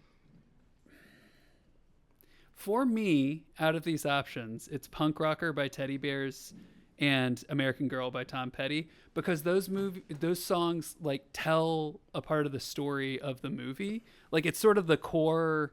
It, Thesis it's the statement. thesis statement of the movie, And and both over the end of the exactly. movie. So those tracks get the win for me. What about for you, Mitch? Firework by Katy Mm, Perry for Eddington, hmm. because not only is it an amazing needle drop, you hear the song and you're like, oh my Yeah, God, perfect. yeah, But the context in which yeah. it's used, which is a prop in a Western standoff, is so It's so funny. funny. It is Hilarious. Yeah, so like it's so good. uh yeah, that is by far my winner in a great, very strong category. Yep. Well, Mitch, it's one of my winners. And the other is, Wow. Frank, I had American Girl slotted in until a couple of hours ago. Wow. And when I watched the scene today, so Ready or Not is the Jackson 5 song that plays over Leo escaping from the hospital in One Battle After Another and being picked up by Sensei Sergio. And it has the moment of like, let's take a selfie, and he gives him the Modelo. And it's in a movie that has a lot of heavy stuff. It's kind of a moment of excitement and kind of like optimism, which the film has in these doses. And I don't know, it just really tickled me. And American Girl's gotten a lot of shine. I wanted to put a little shine somewhere Fair. else. Totally fair. Totally And fair. Firework, for the reasons Mitch said, it's one of my favorite scenes of the whole year. Oh, it's Just so good. hilarious. It's so good. A well deserved win, I would say. What's our next category, Matt? Hmm. I'm glad you asked, Frank. Ah. Ensemble. Ensemble. Ah. Ooh. We started with some music stuff, but And what is an ensemble? we're jumping right in. What is an ensemble? So this is for the casts of these movies, and you see the nominations coming up Mm. in front of you. Let me go through those quickly, and then I'll kind Mm-hmm. of answer the question of ensemble. What is this for exactly? So the nominees are Weapons, Wake Up Dead Man, Mm. Superman, Sentimental Value, The Phoenician Scheme, No Other Choice, It Was Just an Accident, Eddington, Black Bag, and 28 Years Later. Mm. Last year's winners, you see Sing Sing and Dune. Mm. The Oscars added a casting category this year. We talked about it earlier. That award goes to the casting director of the film, the person who is assembling the cast.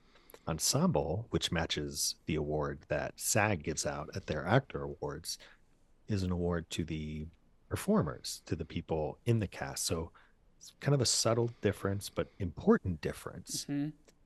Even though these are different things, I decided, just again to put shine on some other movies, I decided not to include the casting nominees from this year. But I think it's worth talking about that difference. I think it's a 'Cause- great explanation. And I mean, some great nominees here. I'm surprised that Soldier Boy wasn't in the Superman ensemble, given, he is so fond of yeah, Superman, yeah. Finish your Soldier Boy joke, Frank. Keep going. Yeah, how's that line end? I, it's so funny because I didn't think about that before I started speaking, and then Clearly. I got there, and then I had to. It's like when if you like skateboard or you ski or something, and like you get to like just the edge of where you might be doing something a little too outside of your skill level, so you just kind of walk away. You just kind of walk So away. you've opted to away. take the hero's choice, Yeah. stopping the roller coaster as right. it is at the tip right before it's about to go down, That's right. and saying, "Get me off of this thing!" Not all heroes wear capes, but Superman does though. Yes, there we go. Yep. So Mitch, is that your pick? I think the Phoenician scheme is up there for me. Wake Up Good. Dead Man, obviously excellent. Black Bag is awesome. Yeah. I think those are the three that stand out to me. Mitch, what about you? Really, really strong. I'm going to eliminate Sentimental Value because it won Best International Feature, and I think I just want to put some shine on other movies, but it is way, way there. I think the top three would be Phoenician Scheme, Weapons, and Eddington, and everything else really close by. Very, very strong category. Great group of movies. You guys are higher on the Caped Crusader than I am, but fun movie. How did they get crypto for that movie, though? I feel like he's How so did they get? booked, You mine crypto. Ah, there you go. So that you can create the CGI dog. Yes. I love crypto, the dog, and the currency. But Matt, I'm seeing some winners here on the screen. Got winners, Frank. Mitch mentioned both of them, although in different contexts. Weapons is a winner for me, and I did choose Sentimental Value. It has a smaller ensemble than probably any of these movies. I also love Eddington. Phoenician Scheme is great. Wake Up Dead Man, but Sentimental Value, they have 5, 6 actors playing this family, and they are just in perfect harmony with each other. So I did decide to give it there, and then Weapons is just an incredible ensemble. It's such an ensemble movie. If you've seen it, you know what I mean. It explores different perspectives, and everyone in it is just perfectly cast and plays it to a T. So that's where I went for this. I love it. What's our next category? Chemistry. Outstanding chemistry. Shout out to Cynthia Ooh. Erivo and Ariana Grande, who took this in 2024 for I wonder if Wicked. they'll get nominated this year. I wonder, did they have any scenes together? Let's find out. Chemistry this year. The nominees are Daniel Craig and Josh O'Connor for Wake Up Dead Man, Steamy. David Cornsweet and Rachel Brosnahan in Superman, Michael B. Jordan and Wunmi Masaku for Sinners, Michael B. Jordan and Michael B. Jordan for Sinners, Kiki Palmer and SZA for One of Them Days, Leonardo DiCaprio and Benicio del Toro for One Battle After Another, as well as Leo and Chase Infinity for One Battle After Another, Liam Neeson and Pamela Anderson for The Naked Gun, Tim Robinson and Paul Rudd for Friendship, Emma Stone and Jesse Plemons for Begonia. I probably should have said this at the top, but this is not exclusively romantic chemistry. This, what I'm thinking of is acting chemistry, like seeing two people on screen together, and it just kind of crackles. It's chemistry. It's hard to define, but when you see it. I love this list. I mean, Michael B. Jordan and Michael B. Jordan is maybe my pick here. I also love the Leo and Benicio stuff, obviously. But there's like the romantic chemistry is so good in some of these too. Naked Gun, man. Like Naked Gun. I still Yeah. haven't super. seen. They were, I gotta I see it. Pam Anderson was awesome in She's Naked so Gun. good. She was pitch perfect. I gotta watch it. I gotta watch it. Mitch, what's your? Do you have any standouts or ones that you? Yeah, wanna I give some just shine want to to? shout out One of Them Days because it's in my top 15 movies of the year. Such a great comedy. And the chemistry between Keke Palmer and SZA is awesome. So I could pick 5 winners over here, but I'm going to shine a spotlight on One of Them Days. Love it. Good movie to get out and watch. It's on Netflix. Easy to watch. Everyone will love it. Buddy comedy. You just believe they're best friends. I would have loved to have picked them. However, this year, who did I choose? I chose Emma Stone and Jesse Plemons in Begonia and Leonardo yeah, DiCaprio great and picks. Benicio Great in one picks. battle after another. Yep. Just Great. yeah. I mean, do I have to like No. just perfect? Yeah. Perfect. You watch Stone those and Plemons, movies and you're like, oh yeah. they're just on fire, and then DiCaprio and Del Toro are like the perfect, just like yin and yang, total Mhm. opposites. Like Leo's all pent up, and Del Toro's just the coolest motherfucker in the whole world. Thank you, Sensei.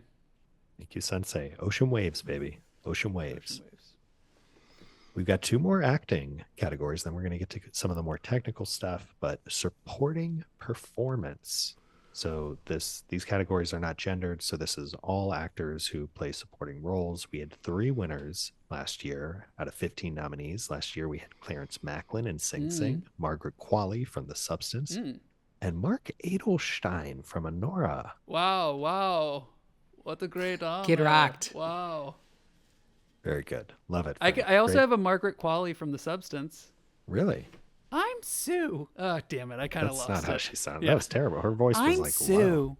Yeah. Oh, that's better. better. There you go. That's Closer. better. Yeah. Do you want to do a Clarence Macklin impression or? Let's just hear the nominees for this year. All right. So this year's nominees are Benedict Wong in Weapons, Carrie Christopher in Weapons, Josh Brolin not in Weapons in Wake Up Dead Man, Glenn Close also in Wake Up Dead Man, William H. Macy from Train Dreams, Jack O'Connell in Sinners, Yeah. Regina Hall from One Battle After Another, Song Yi Jin from No Other Choice, Pamela Anderson in The Naked Gun, Naomi Aki from Mickey 17, Odessa Azion from Marty Supreme, Deidre O'Connell in Eddington, Una Chaplin, your girl Yeah. Frank from Avatar Fire and Ash, And Rafe Fiennes from 28 Years Later, and Jodie Comer I'm so also from 28 Years Later. I'm so delighted to see Jodie Comer's on this name on this list because I Phenomenal. felt like that's a performance I really responded to, but I didn't hear a lot of other people talking about. And Rafe Fiennes ate Rafe- up a lot of that yes. oxygen. Ray Fiennes would I have to give him one of these for me personally. Una gets in there probably, and then maybe Macy. I think those would be my 3. But man, I mean, Jack O'Connell It's tough. is doing so much work. Brolin Close. I mean, it's Benedict Wong is so good in Weapons. I don't. So This good. is a tough Yeah. category. Mitch, who would you pick? Benedict Wong is awesome. I'll throw him in there. I would have put Austin Abrams in this from Weapons. I think he might have been one of my winners had he been on this list.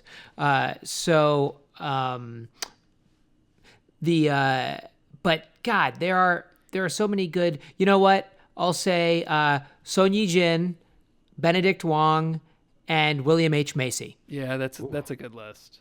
Love hearing the Macy love from you boys. That warms my heart. It's a great. It's just performance. because he fit into that movie like a tree fit into that movie. Yeah. It was like he should have the movie would have been wrong had he not been in there. he might get my nominee for best tree. I don't know. William H. Macy. Interesting. He's just like a tree in that movie. We'll get you know? there. We'll Yeah, get there. You know, and you guys mentioned Austin Abrams, Benedict Wong. Keep in mind they did just pick up a best ensemble or outstanding That's a ensemble. good point. Need to We watch might want to myself there. spread the wealth a little bit. William H. Macy, I was so close. Last minute, I swapped him out. Josh Brolin, Regina Hall, and Jodie Comer. Wow, Great. are the that's winners. great. Great. Good for her. Yeah. and good Brolin. for Comer Regina has Hall a- as well. Comer's role in that is so hard and kind of thankless in a Yes. weird Heartbreaking, way. Totally. beautiful. Yeah. She has to do so many different things. She's so Yeah, I mean, good. Fines is awesome, Yeah. but I she think he was, might be back for next year, Matt. I know you haven't gone to the Bone Temple yet, but Oh, I'm going Yeah. as soon as I can, buddy. Yeah. As soon as it hits that streamer, I'm there. yeah. He should. I think he should get nominated for an He's- Oscar for that performance. He's Matt. I'm not spoiling he- anything. He's so good. And maybe this, I don't know. I was gonna say, is he a lead rather than I think you supporting? would probably count him as a lead. I think he is. The Oscars though, they don't. I have think the they might guts. put him in as supporting. I don't know. Stupid. Yeah.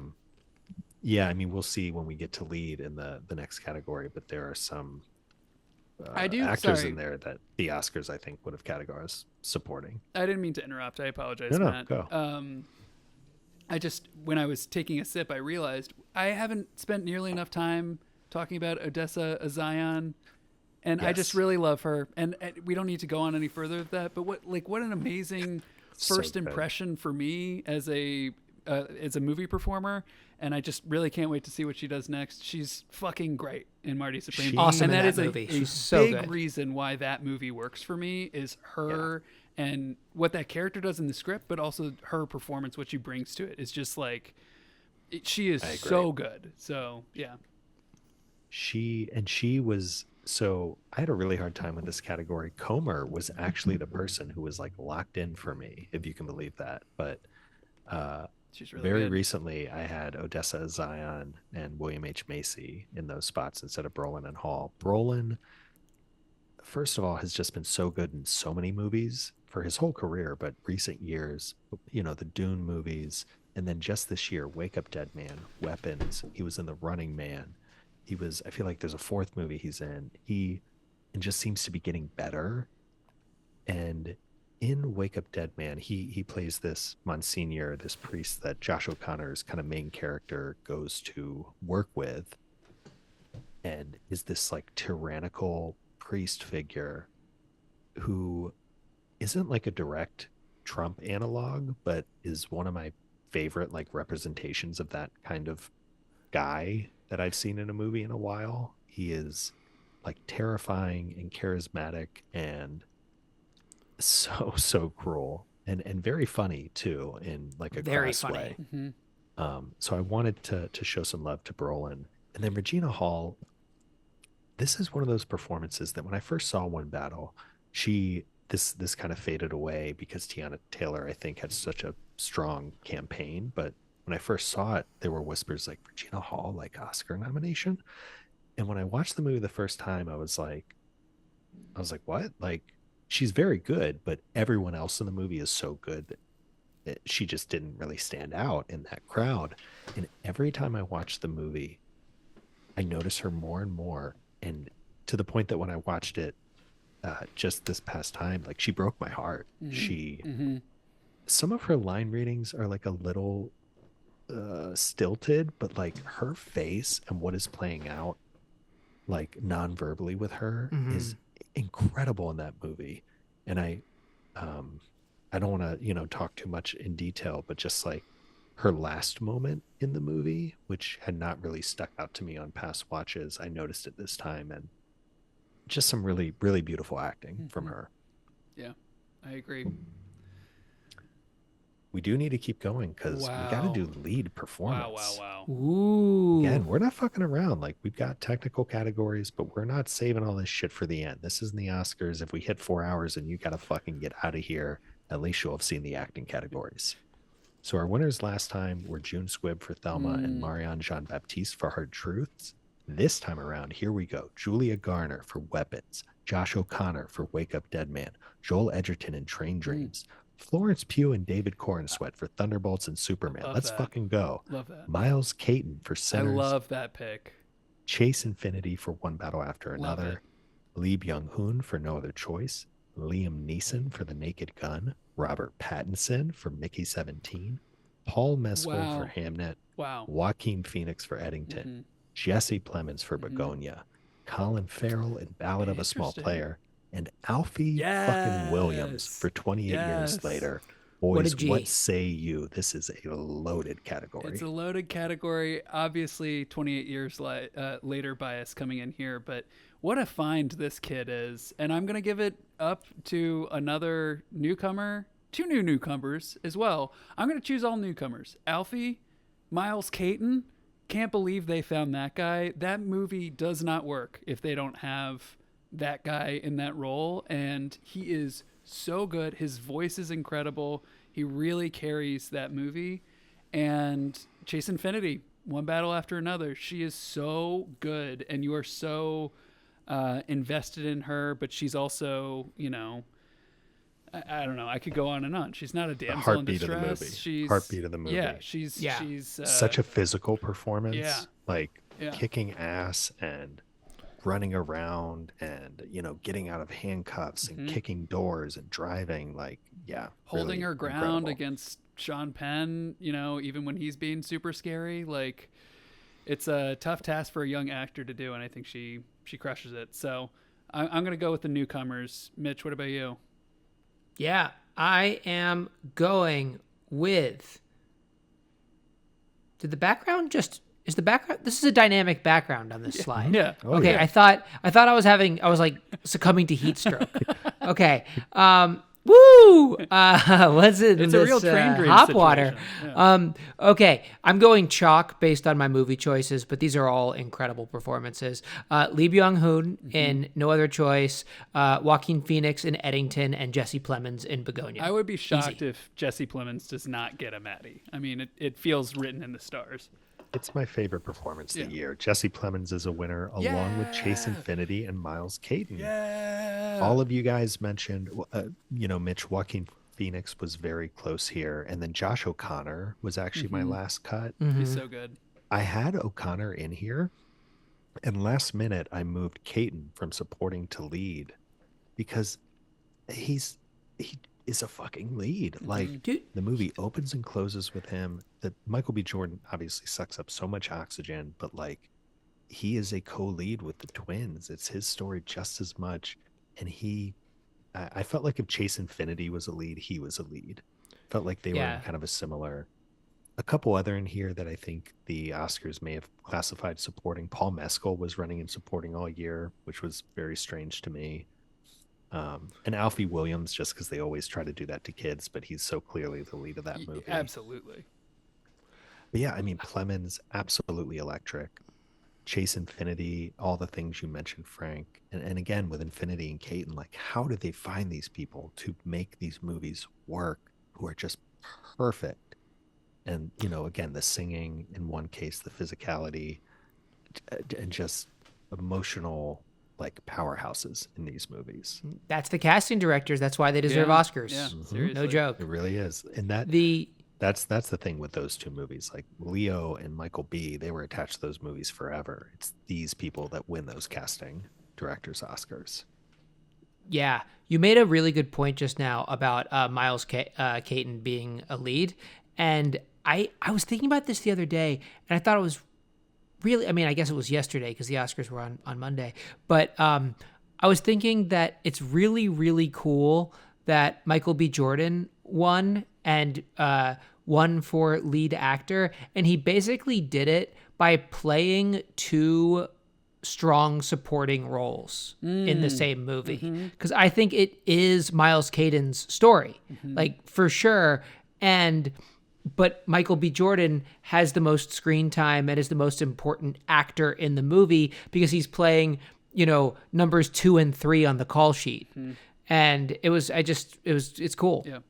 That's a really great way to put it, Mitch, because that hadn't even occurred to me in those words. But at first, when I thought about it, I was like, I can't, because Michael B is, if anything, Caton is like third on the call sheet after those two characters. But you're right. Like, thinking about the story and the structure of it, he is the protagonist, and they are like the angel and devil kind of. Yeah, really, really good stuff. And Plemons, again, just one more time, fucking Jesse So Plemons good. in Begonia. So is greasy. So good. Greasiest Those are performance of the year our- as well. And he got some shine for chemistry as well. Yeah. But 2 Maddies for Plemons here. He more than earns it. Yeah. You guys have anything else on the actors? Because that closes out the performance categories for us. Just quickly, Julia Garner, because we didn't really talk about her when we talked weapons. She's so good. And Best O'Connor. curls in the biz right now. Oh my God. Maybe, I don't know. She's also just a I really don't think good it's actor. close. Yeah, yeah. I got to say, because that's how we got going on Caton, but that's who he bumped out was Josh O'Connor for me in Wake Up Dead Man. I think gives a.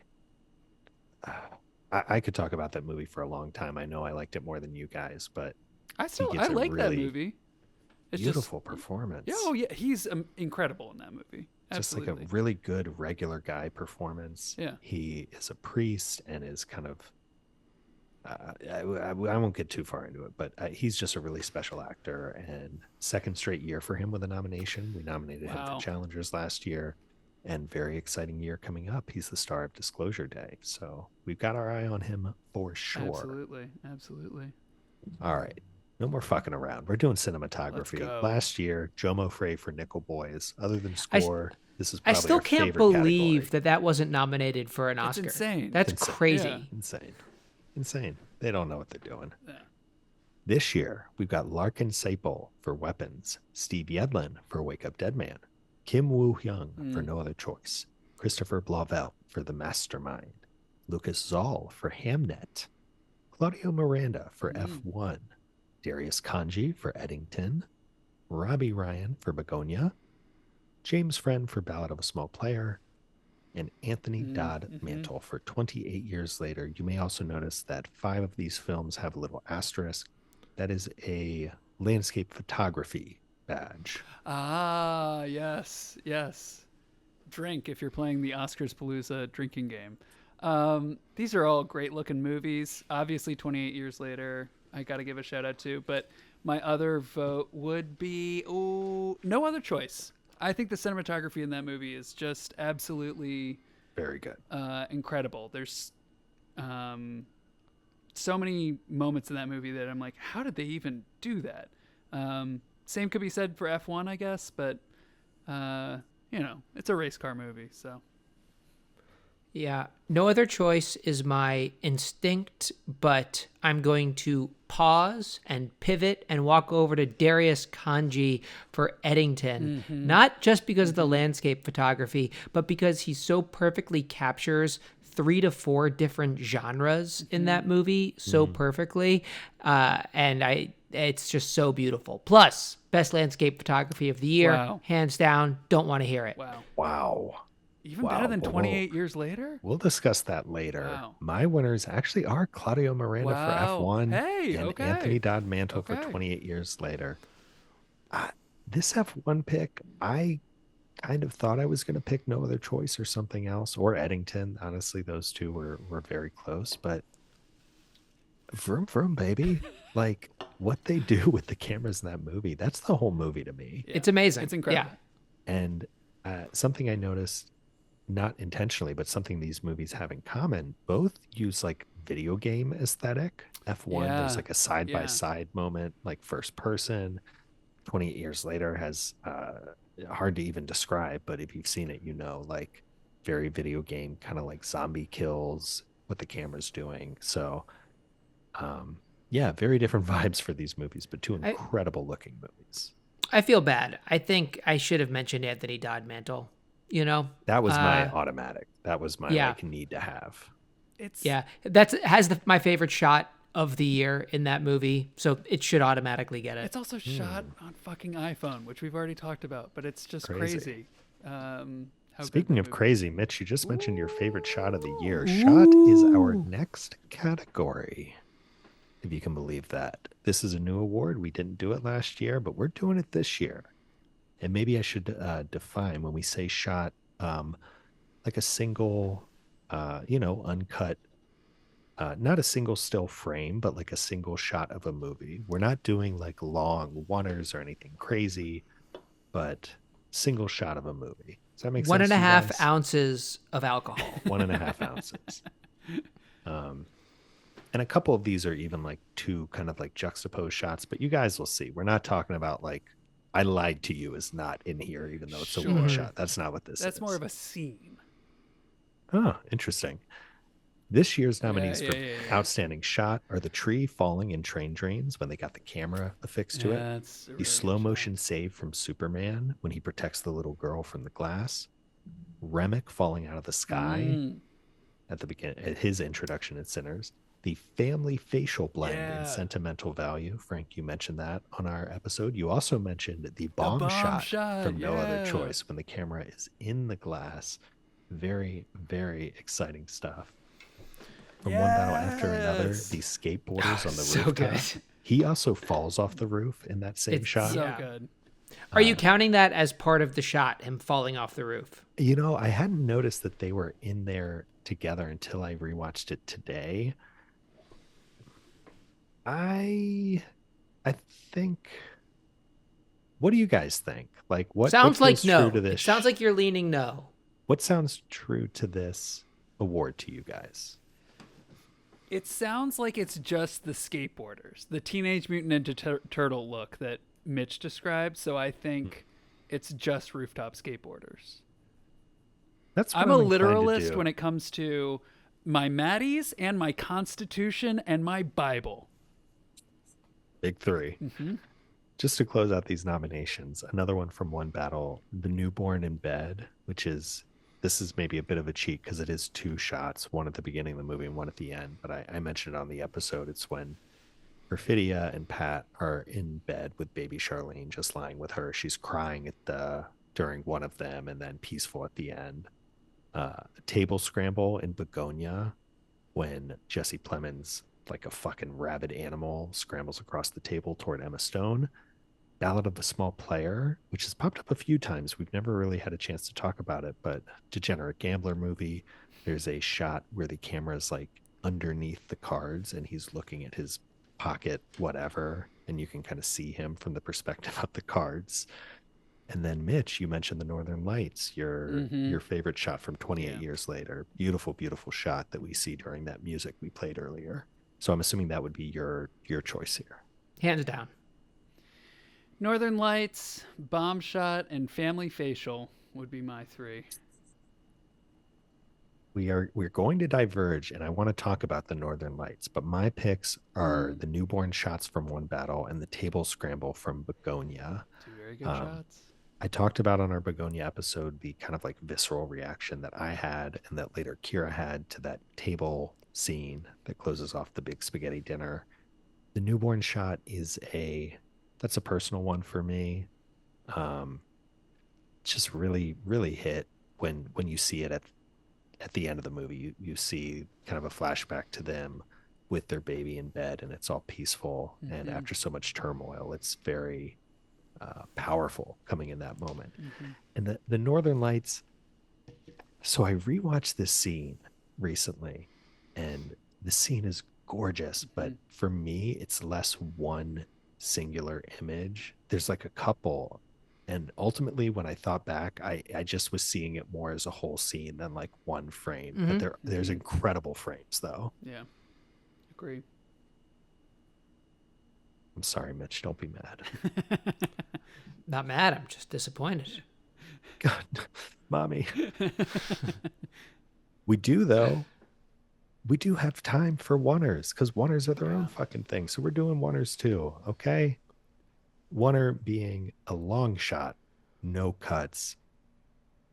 And here are the nominees. So, Weapons, there's a haircut, a moment where Julia Garner's character gets her hair snipped in a long oneer. Okay. Superman, the money shot when he punches the guy and the teeth Yeah, fall yeah, out and yeah, hit yeah, the that's- screen, that's and then he good. does heat vision. Yeah. The segregated shops in Sinners when they cross the street from one shop to the other. Not going to talk about it in detail, but the finale of Sentimental Value from One Battle, the Latino Harriet Tubman situation where they're going through Benicio's apartment and meeting all of the migrants who are staying there. A moment in The Mastermind where there's something getting stashed in a barn. A desert debate from It Was Just an Accident, as well as the finale of It Was Just an Accident. Twins from Hamnet. And Firework in Eddington, which we've already talked about as a needle drop, but there's a long, long shot following Joaquin Phoenix into the barbecue where firework is playing. What say you boys to these? I mean, call me sentimental, but I got to go with the sentimental value finale because it's like, an Beautiful. integral part of the story of that movie is that oneer, and it is the culmination of their artistic project together, culminating in this, artistic moment that is very difficult to achieve. And it helps, land the ending of that movie emotionally. So that's my oneer pick here. What about you, Mitch? So there's I think there's a top three for me.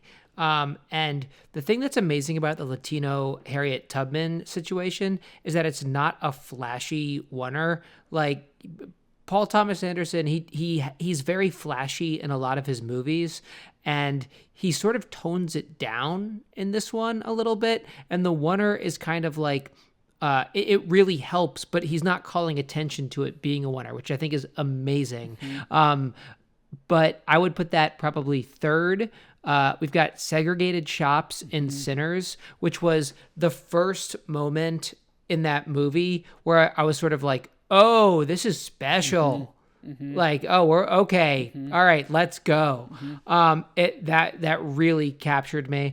And got to give it to Firework in Eddington. So I good. just have such a soft spot for it. It's so great. I love it. I love it. I had Firework in here, but I changed it out. I ended up going with the Segregated Shops and then the twins. I mean, the from twins. Hamnet, Yeah, it's very which good. is Yeah. when the second baby is born and the fallout of that. There's just an extended shot, mostly of Jessie Buckley, and it's not the only reason she won the Oscar, but it's maybe her most powerful acting in the movie, which is saying something. Yeah. Firework, I ended up switching out because it actually is cut more than I thought. It follows. Well, you've misled me then. You've misled. I've been misled. So I didn't have all the facts. It follows Check the him voting machines. all the way in, but once things get physical, it's cut up a little bit. So Then I would go back to Segregated Shops. fair enough. Fair enough. I did mislead you. I apologize. But we get one more of these because we get best scene. And Frank, I don't want to take the suspense out, but I lied to you. Will be showing up. Last year it let's was Maud go. Deeb riding the worm from Dune. That was our winner. This year there's 5 dialogue scenes and then 5 kind of action scenes. The dialogue scenes from Wake Up Dead Man, Will You Pray for Me? When Josh O'Connor is talking to a construction worker that takes an emotional turn. The bystander effect scene in Train Dreams when he watches a man get thrown off of a bridge. We do have a tie. If the Oscars can have a tie, we can have a tie too.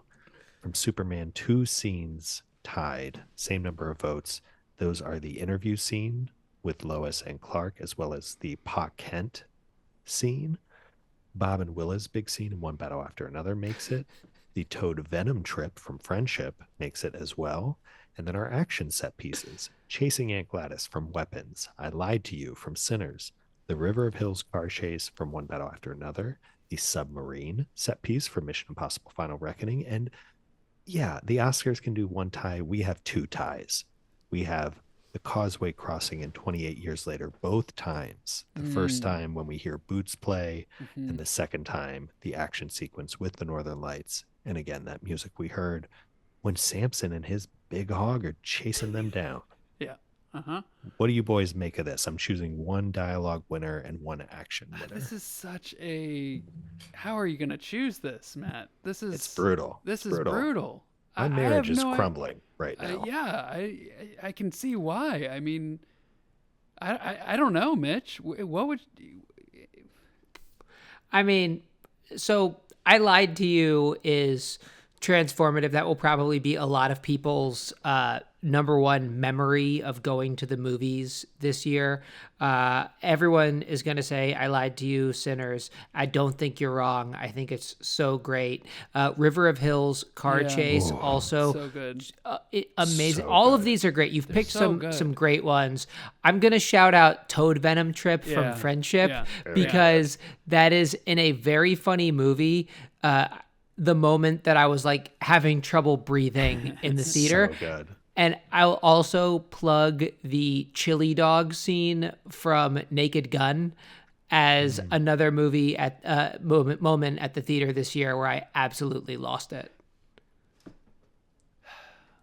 I don't know. I love the interview scene from Superman, so I'll just give a shout out to that. I don't know if I can choose it. And then Mission Impossible Final Reckoning. Look, I'm just going to come out and say it. It's not a perfect movie. Mission Impossible What? Final Reckoning. You can't say that, Frank. Take it back. It's perfect. It's not perfect, but that scene kind of is. I mean, yeah.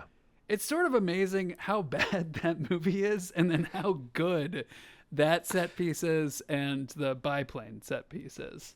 And originally I had the biplane slotted in here, but going back to watch it, it's cut with like all the other stuff happening, which I don't care as far as like including it here, but the other stuff it's cutting to sucks, and it like kind of they have to put the scene for me. USB drive into the computer So to fucking stupid trap to the entity. take it.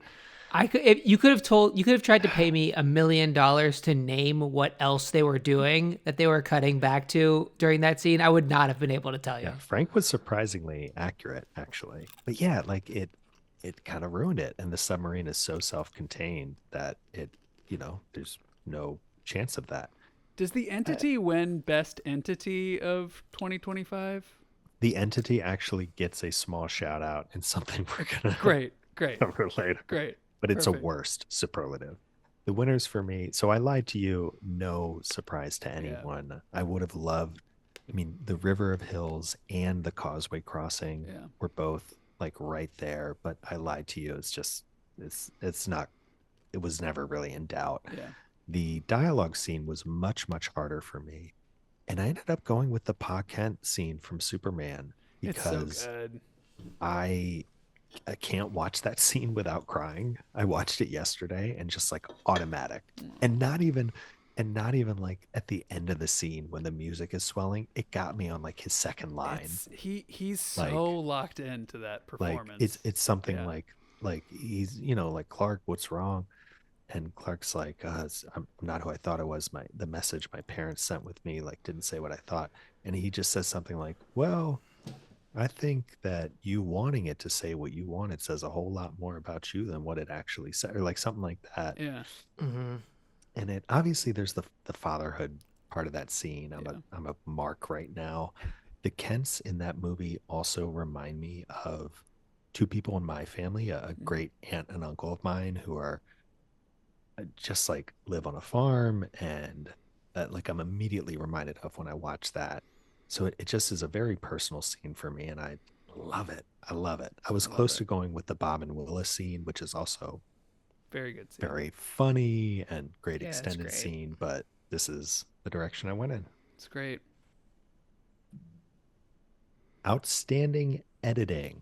We've got a few more categories that overlap with the Oscars, so these will not include movies that were nominated this year.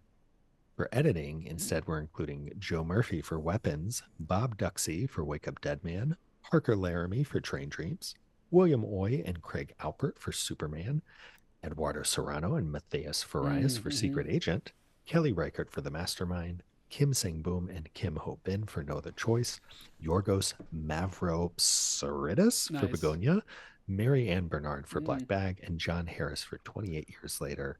What say you, boys? I'm going to go Secret Agent because that movie has such an unusual story structure and is told a lot through editing, and is almost kind of about editing too, or like taking disparate clips and putting them together to form a story, even though that story is not linear or straightforward. So yeah, Eduardo Serrano and Matthias Farias are my pick. What about you, Mitch?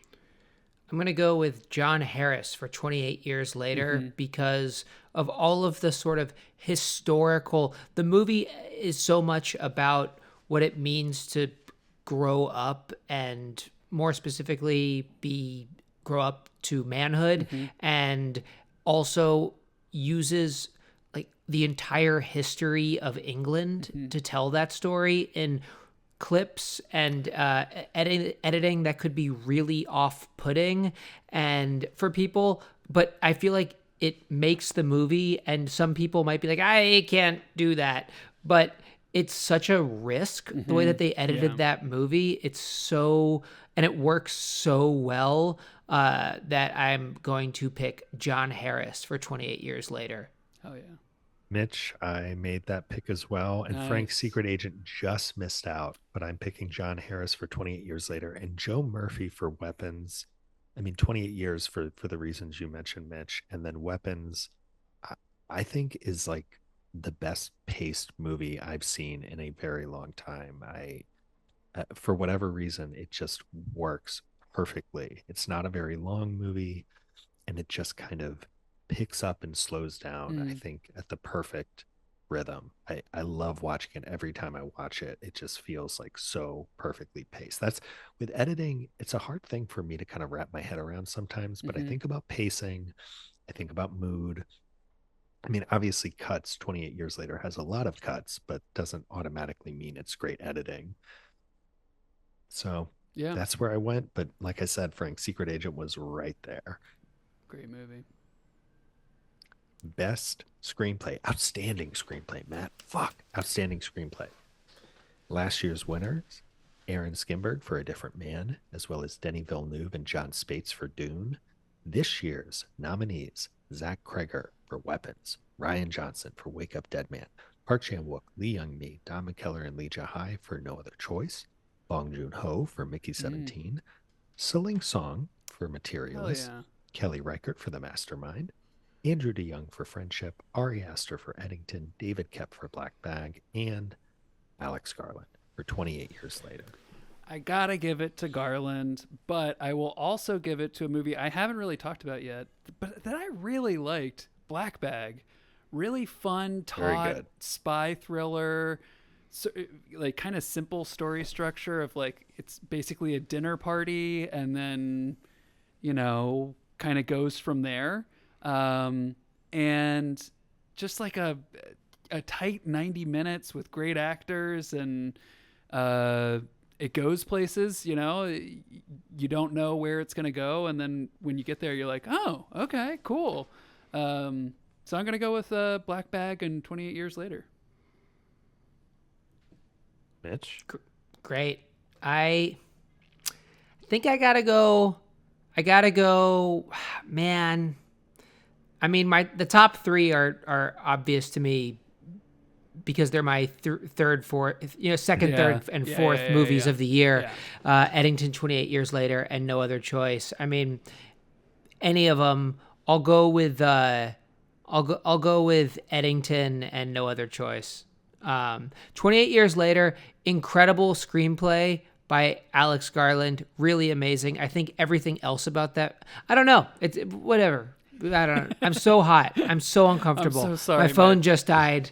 Just I'm melting. so He's melting in sorry. front of Do us. you have a Uh, charger near you? I mean, I've got to stand up, but Okay. let's continue. Okay. I went in a different direction from you guys. I went with Zach Wow. Kreger and Ryan Okay. Johnson, Weapons and Wake Up Dead Man.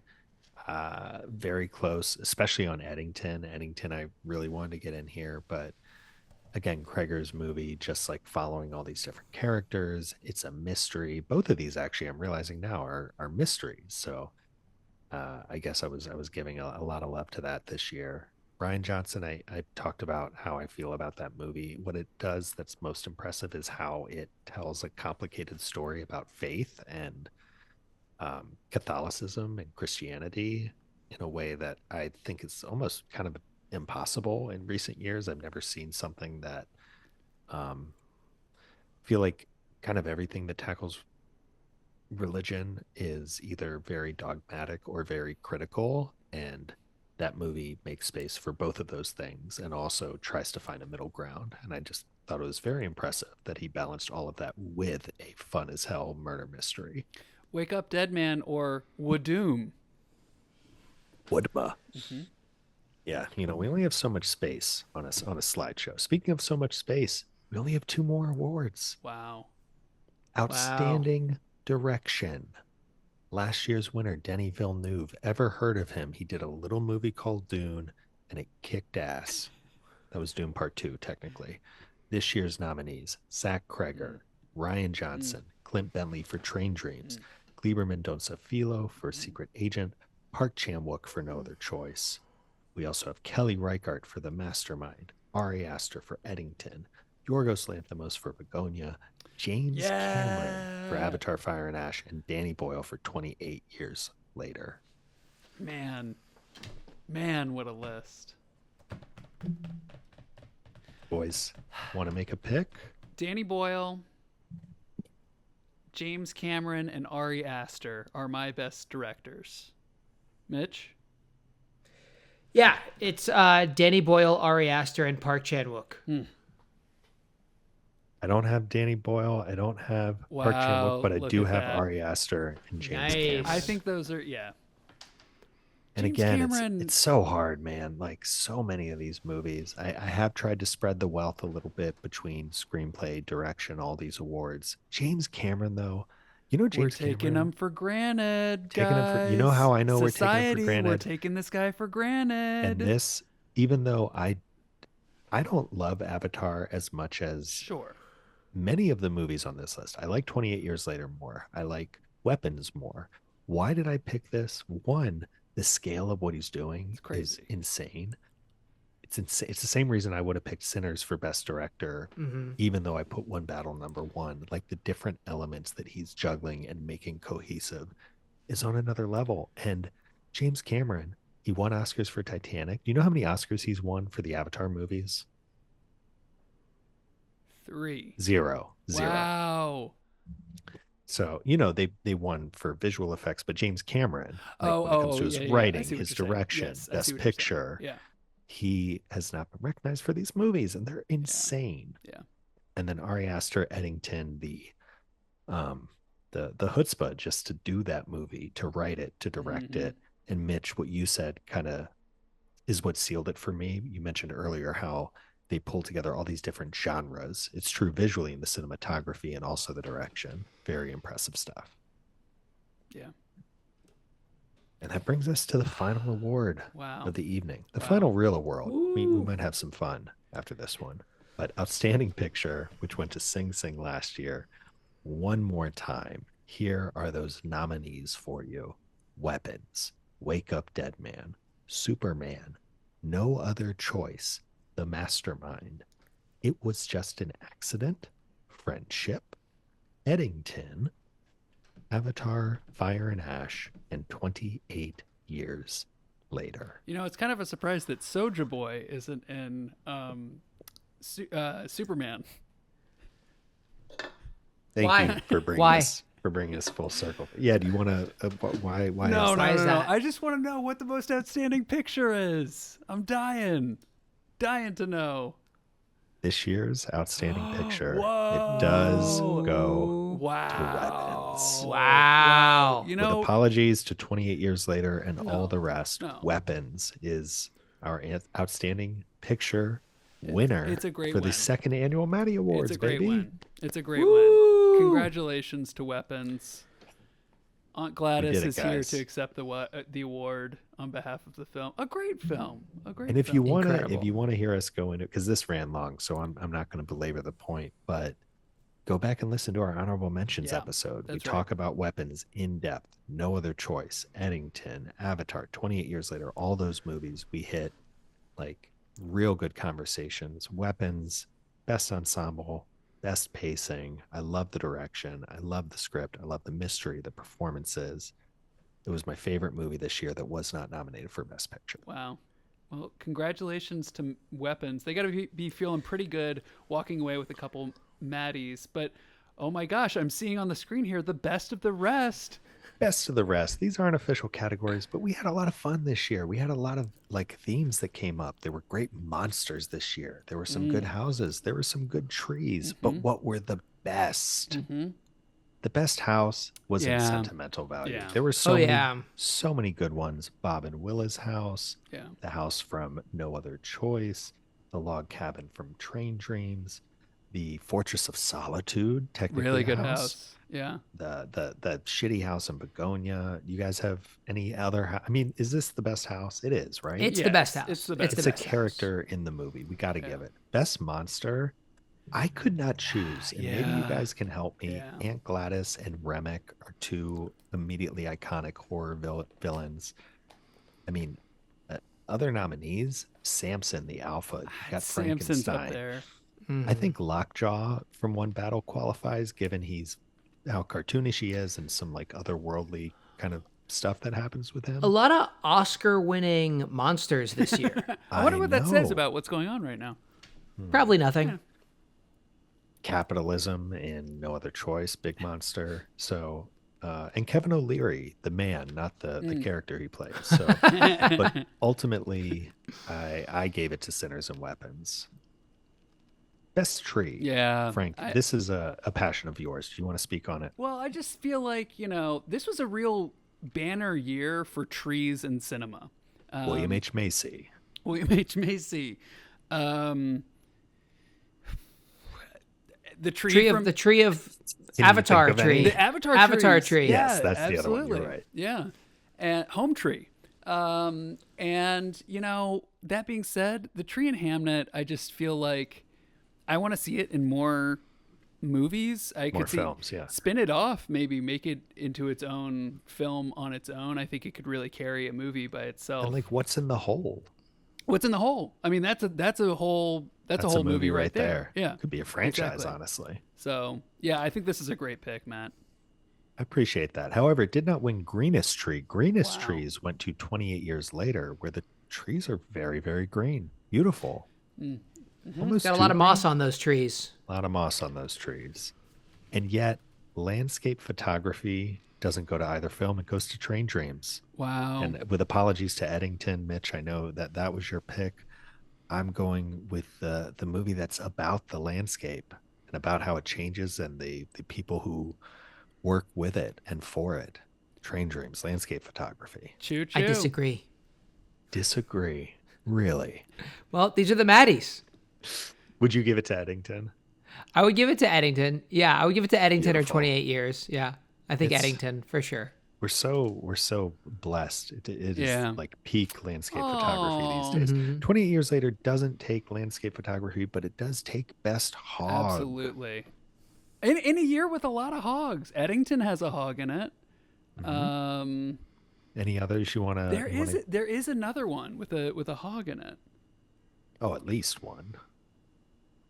which I feel like as a society we don't do as often, but we've started to do a little bit more, and that's good. We have, but we've started to do like, and this is true here, like 12-inch hogs. Yeah, and, yeah, maybe some more like, realistic. Yeah, progress is slow moving. sure. He's an alpha, It's much true. like True. what was the podcaster Aiden Ross?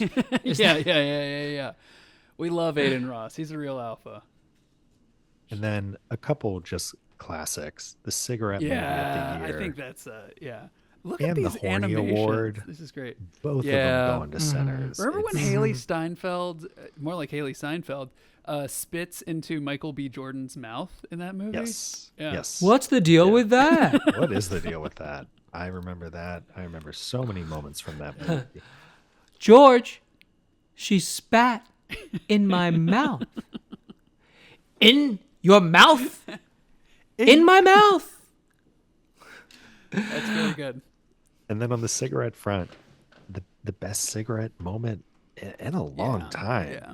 And just great cigarette stuff all throughout the movie. So that's what I had for the best of the rest. And then something called the Frankies, perhaps. Well, That's what I've got for the Maddies. But do we have anything? This is, I'm no Matt Sparacino. I ain't got no fancy slideshow presentation. I'm taking my coat off, by the way. I'm fucking exhausted. fucking Matt, that hot was as that was shit. phenomenal and comprehensive. It was Thank really- you. That was Matt, I cannot thank you enough. You must have spent, no joke, hours on that. It was very impressive. I told you, Frank, my marriage is crumbling. I can see But- why. Our podcast numbers are strong. So There we go. and to our podcast listeners and viewers today, Yeah. we do not only have one awards show for you that goes longer than you might think because we are not cowards like ABC. That's right. We have 2 back-to-back award shows for you of indeterminate length because we love the movies and you so much. So do not stand up. Do not go anywhere. Do not turn this off. No, Mitch, listen. Don't threaten Don't threaten. Don't threaten. Sorry. Do people not like that? The Frankies are going to be much shorter. Don't listen to them. They're going to be so much shorter. I think Aiden Ross threatens his listeners a lot. So maybe we should be doing that more. Maybe that's better for engagement. When's time to do the Blue Chew advertisement? When do we do that? I've been chewing Blue Chew this whole time. The Frankies, this is just a short little sideshow. This is just for best original songs because, we've had a lot of conversation about best original songs. Oscars always fuck it up. They always fuck it up. And I've got 6 best original songs that I just want to give a shout out to. So I'm just going to play a little snippet from each one. And here we go. Just quick 3-minute snippet from each song. This is How It's Done by Huntrix from K-Pop Demon Hunters.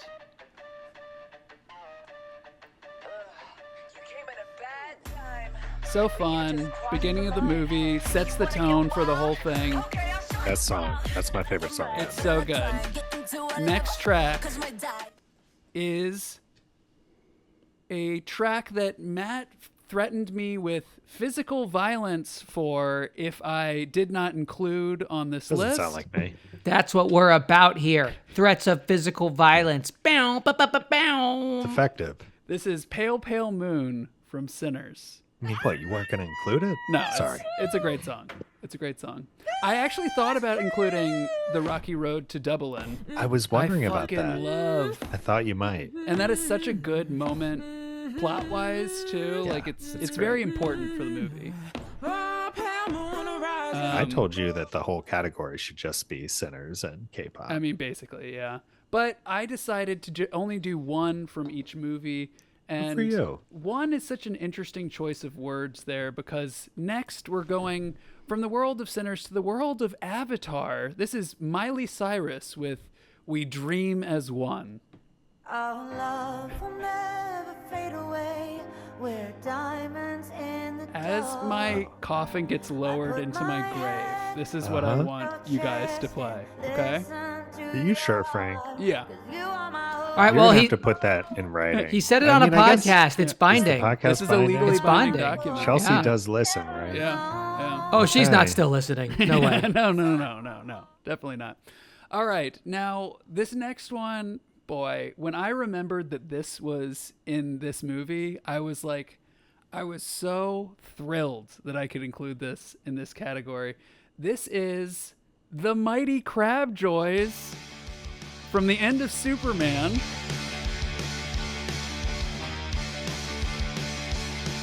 Superman's favorite band.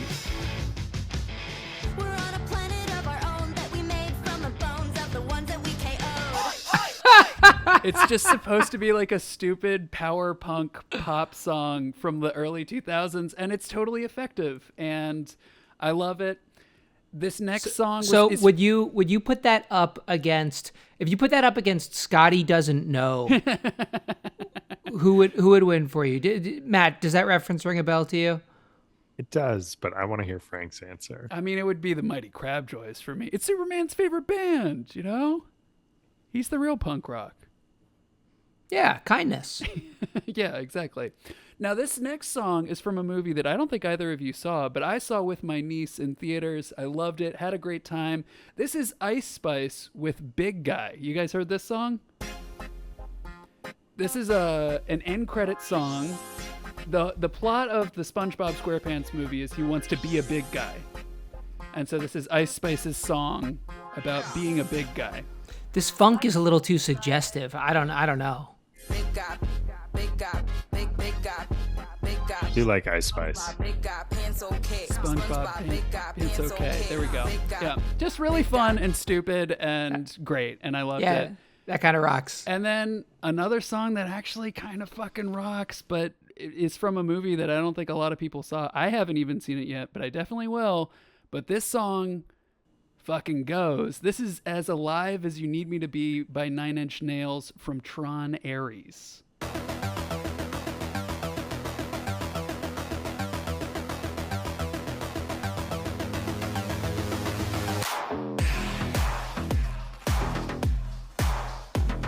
Fuck yeah. Yeah.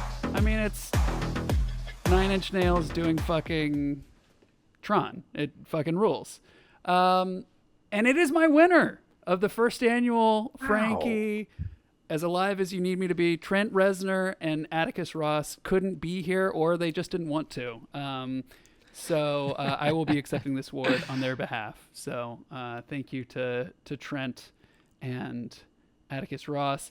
We also got, speaking of audio things, we were just speaking of audio songs. Now, what about audio messages? We have some messages from some listeners. Do you guys want to hear from some of our listeners? How would we even do that? They're listeners. How would we even hear them speaking? What are you talking about? Why, Mitch? Through the power of technology, I can Technology? That's right, Mitch. It's basically a series of tubes.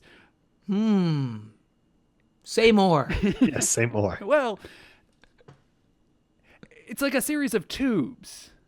Tubes that are connected to each other. Yes, that's right. If you think about it, we are all also kind of tubes, So the whole thing is tubes all the way down. It's all tubes all the way down, baby. And maybe our first voicemail, we'll get into this. Let's hear from our first caller. I don't know who this is. We're doing this live, so we're going to see who this is. Better be about tubes. Here we go. This one's about tubes. Hey guys! What I loved about movies in 2025 is that there were so many great ones all throughout the year. And first I wanted to shout out my action franchises because I am a super nerd. And Thunderbolts, Superman, Ballerina, Karate Kid Legends, they were all so fun and great. But they were the movies I expected to really like last year.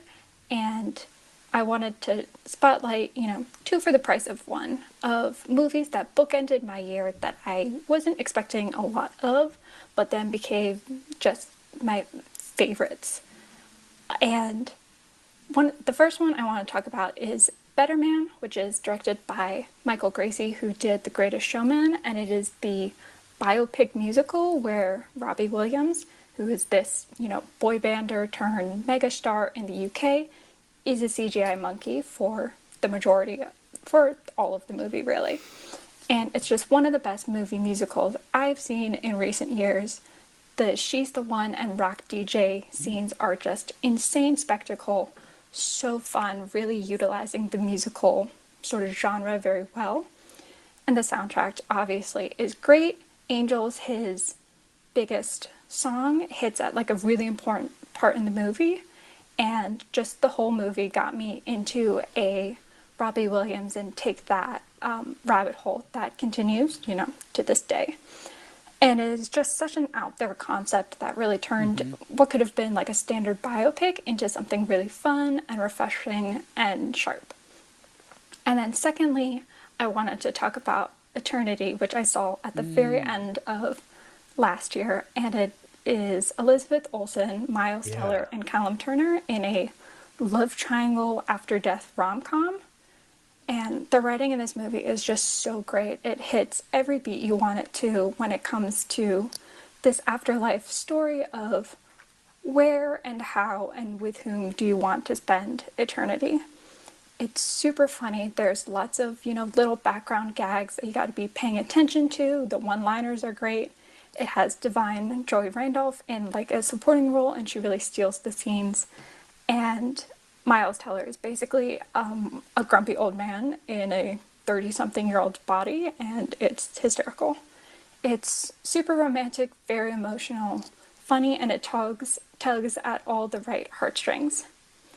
So my question for you all is, what was your favorite, underrated movie from last year? Like, a movie you either weren't expecting to love or you seem to be the only one to have seen it and liked it. Thanks a lot, and here's to another great year of movies in 2026. That is, of course, Paige Kistler, who, or maybe I should include. Oh no, her last name's already on the episode. Paige was on our And F1 her address episode. is.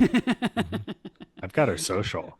Oh, great. Paige, thank you so much. That was such a great message. Yeah. I really want to see Better Man. I thank you for reminding Yeah. me that I need to see that because I missed it, and I like Robbie Williams a lot. And you're right, it's such an interesting take on the biopic format. I just watched Predator Badlands for the first time on Disney Plus, and of our friend group who have seen it, Mitch and Jake have seen it. I liked it much more than them, so I'm going to count that as underrated within our friend group. I just had a great time with it. I love what they're doing with the Predator franchise these days. It's really fun. It's not like the best movie ever or anything like that, but it's inventive. There's some creative action sequences. Visually, it's very interesting. I love sci-fi movies, so yeah, Predator Badlands is my underrated movie of the year. Matt, Mitch, what do you think? Mentioned it a few times during the Maddies, but only a few times. I'm gonna say Ballad of a Small Player. It is a movie from Edward Berger, who made Conclave last year, and then All Quiet on the Western Front a few years before that, both of which got a lot of Oscars love. This movie did not seem to find an audience really. I mentioned earlier, it's about a degenerate gambler who is in Macau, and it's kind of like a weird psychological gambling thriller almost. And I just really loved it. Is honestly, of his three movies, I liked it more than Conclave. I definitely liked it more than All Quiet on the Western Front. And you know what? I like a gambling movie. So if you enjoy movies set in casino, like culture, and Colin Farrell just turning in a great performance, great score, I really enjoyed it. Sounds on great. Netflix as well, so very easy to watch. Nice. Doom. Ba-boom. Good Netflix joke on the Oscars.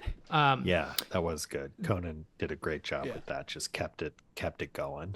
All right. I'm going to take a minute to log roll for a filmmaker who I know a little bit, who I think made a fantastic film this year. It's called To a Land Unknown. The filmmaker's name is Madi Fleifel, and he is a Palestinian filmmaker.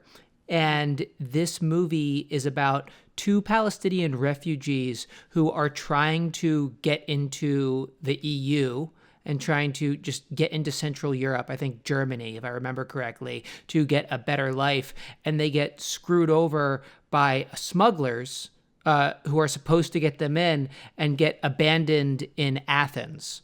And they become part of this sort of refugee community in Athens. And there are a couple of, hustlers. One guy is it's like an older cousin, younger cousin movie. And one of the guys is a real wheeler and dealer, and the other one is sort of a sweet kid who's got some serious problems. And they're trying to get to a better life, and they start down this path of doing some really awful shit, and they can justify it to themselves, and it's just this exploration of what happens when circumstances sort of strip people of their humanity and what they're willing to do, and where are lines, when are they crossed, and it's a really exciting movie. It's paced very well. There are a couple of funny moments in it. It's a pretty serious movie, but there's some funny moments in it. I'm not sure. I saw it in the theater in LA. I'm not sure where you can see it. I'll bet you can do PVOD, which means you can rent it on your TV. I would bet. But it's called To a Land Unknown, and I think it deserves a pretty wide audience, and it's great. And Maddie's a great guy, and he's made some amazing documentaries. This is his first feature narrative. That's awesome.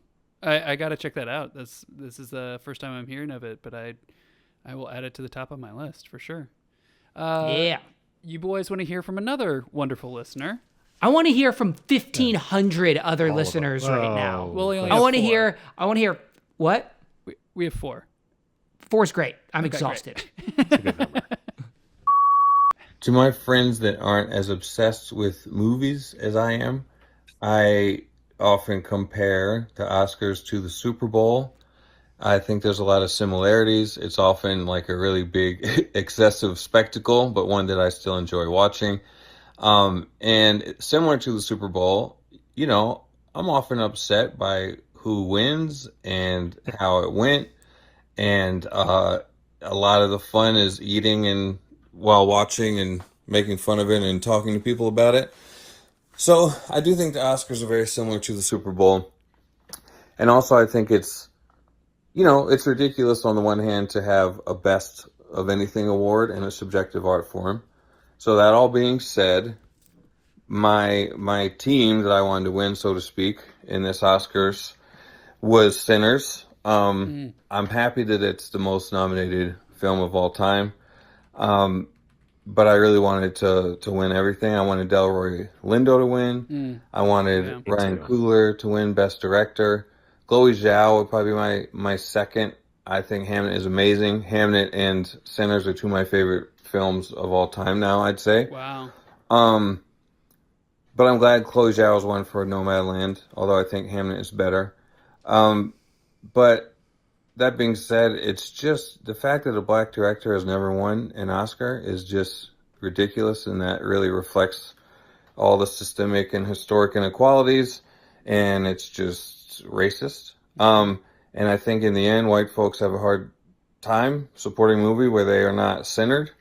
And the fact that Coogler's only the second black filmmaker to win Best Original Screenplay is just also wild. So I'm really happy, especially for Coogler, Jordan Arkapaw as the first woman to win for cinematography. So that's great. Now, Matt. That was our friend Silas. Yeah, Silas, thank you so much for sending that in. I totally agree with everything you said there. It is totally ridiculous. And I mean, is the only other black director to win Best Screenplay? Wasn't that? It's got to be Jordan Peele. He won for Get Out. Oh yeah, Didn't he? That's right. But He it did. seems He won. impossible He that won for Spike Lee screenplay. has not won. Well, did Spike Lee win for Black Klansman? Well, maybe that was adapted. Yeah, maybe that was adapted. Either way, it's. Technically, 'cause, I mean, yeah, it's Spike, ridiculous Spike, I'm that pretty sure has won Spike for Lee writing. He's definitely never won for directing. He might be the single most screwed over filmmaker by the Oscars Yeah. in history. Yeah. Yep. And that stat kind of sums it up of no black director has ever won. That's insane. Obviously that means Spike has not won. And yes, he did win Best Adapted Screenplay. So technically original, it's just Peele and now Coogler. Something we've talked about on the show a lot is how the Oscars have gotten better since the changes that they've made in response to the Oscars So White 10 years ago campaign. now. Yeah, 10 years ago. I think we would all agree that the Oscars definitely have gotten better, but obviously there's still a lot of room to go. And one of the habits that I really dislike that the Oscar does, outside of like racial prejudice, which is reflected through the historical, lack of recognition of black directors here, is that they like make people earn it. You know what I mean? It's like, well, you got to wait in line. Paul Thomas Anderson's ahead of you. We haven't given him one yet, so we got to give it to him. That doesn't take away anything from the fact that, like, obviously I love One Battle After Another and, like, probably would have voted for PTA as Best Director, so maybe I'm a hypocrite here. But I feel like Coogler's going to get there. We'll see what happens, but the reason I say that I think he's going to get there is because I think they're doing the wait in line sort of thing. That being said, I don't think that's a good thing. So I'm not defending it. I think that a lot of Oscar voters might have been like, well, we'll wait until he makes his more prestige-y, arty one or whatever. This is a popcorn movie, sort of thing. So yeah. I'm not justifying it. I just think that might have been what had been going through their minds. Definitely. And I think, it's how progress always is. It's never as much as you want, but there was progress. Like we talked about Arkhipov, first woman ever to win best cinematography. Coogler did win an Oscar, even if he didn't win directing or best picture. And Michael B. Jordan, I just sent you guys a picture in the chat here, but Sidney Poitier was the first, not the first black actor to win an Oscar, but first to win like lead for best actor. He won in the 60s, and then no one else in best actor won who was a black performer until the 21st century. And now it's happened 5 times. Denzel for Training Day, Jamie Foxx, Forrest Whitaker, Will Smith, and Michael B. Jordan. In best actress, I know Halle Berry has won, and honestly I'm not sure if there's anyone else. Like maybe Viola, but again, like we're talking single digits here in the 100-year history of the award. It's just insane. So in that respect, you love to see Michael B win, and I think it's worth celebrating the progress that was made. Yeah, for sure. And I, from my personal taste in movies, like we talked about 5 hours ago at the beginning of this podcast, I was like pretty happy with the way that it split. And Sinners got a lot of Oscars, and One Battle got a lot of Oscars, and it's so tricky because you've got this body that they've expanded, and the Academy has said, well, we're bringing in a lot more international people, a lot more people of color, a lot more younger people, and all of that is great. But I think the thing that still needs to keep happening is that white members of the Academy and white film goers and makers in general need to like take the extra effort in order to seek out more black voices, films by black artists and all of that, because there is that thing where it's just like, oh yeah, no, it's easy for me. I'll go see this film. It's white, whatever, that a lot of people I think have as a default and don't think about it. And so the denial of that in a lot of voters and film goers' minds, I think contributes to this systematic problem that continues. And it's something that I, as a white artist and filmmaker, need to be doing is doing that. And I think everybody does. Yeah, I agree. All right, well, let's go to our next voicemail. Thank you so much, Silas, that was like a very thoughtful message, and I really appreciate you sharing your thoughts there. Let's go next to our next voicemail.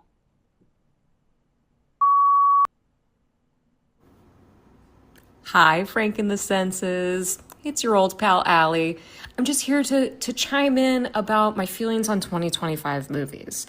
Look, my impression, my overall diagnosis, yay, movies! What a great year for movies. I thought this was great. There was there was something for everyone, and we got to see a lot more mid-budget movies that worked. I would say like the big standout for me is Weapons, for sure, right? That totally broke through.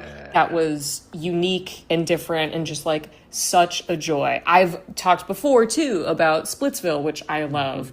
The Baltimoreans, which I loved. But there are all these other things that just popped up every month. Roofman, weirdly very good. If you haven't seen it, highly recommend. Mountainhead was on streaming. Solid. Sorry, Baby. Just all of these things that came out and really showed that, like, not everything has to be freaking IP. Disney tried to do a Marvel. It didn't friggin' work this year. They can't just pull out a Marvel every year.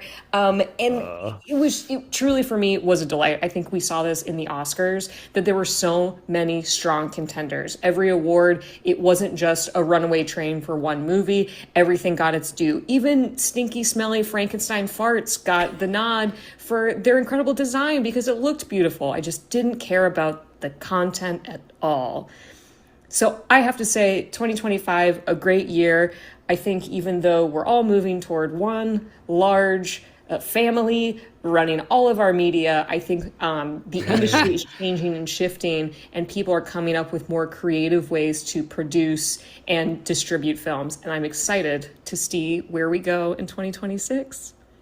Yay, movies! Yay movies and yay Allie. Thank you for providing our catchphrase for the series this year and maybe going forward. I mean, it just works. And Yay, movies is eternal. it is eternal, and we'll have to have you on the show next year to talk about next one of year. these movies. Allie's coming on. Yeah. We almost had Allie from Marty Supreme, Yeah. but it just didn't quite work out. More like Allie Supreme. And what a Allie great Supreme. take about the mid-budget movie and finding some success there. And I'm all in. You know, we need our big blockbusters to do well, but we also need these like sort of mid-level movies to do well, you know?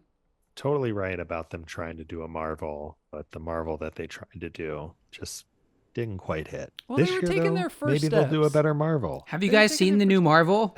I'm not. It's bananas. It's Oh, is it nuts? nuts. It's nuts. It's nuts. People are losing their minds.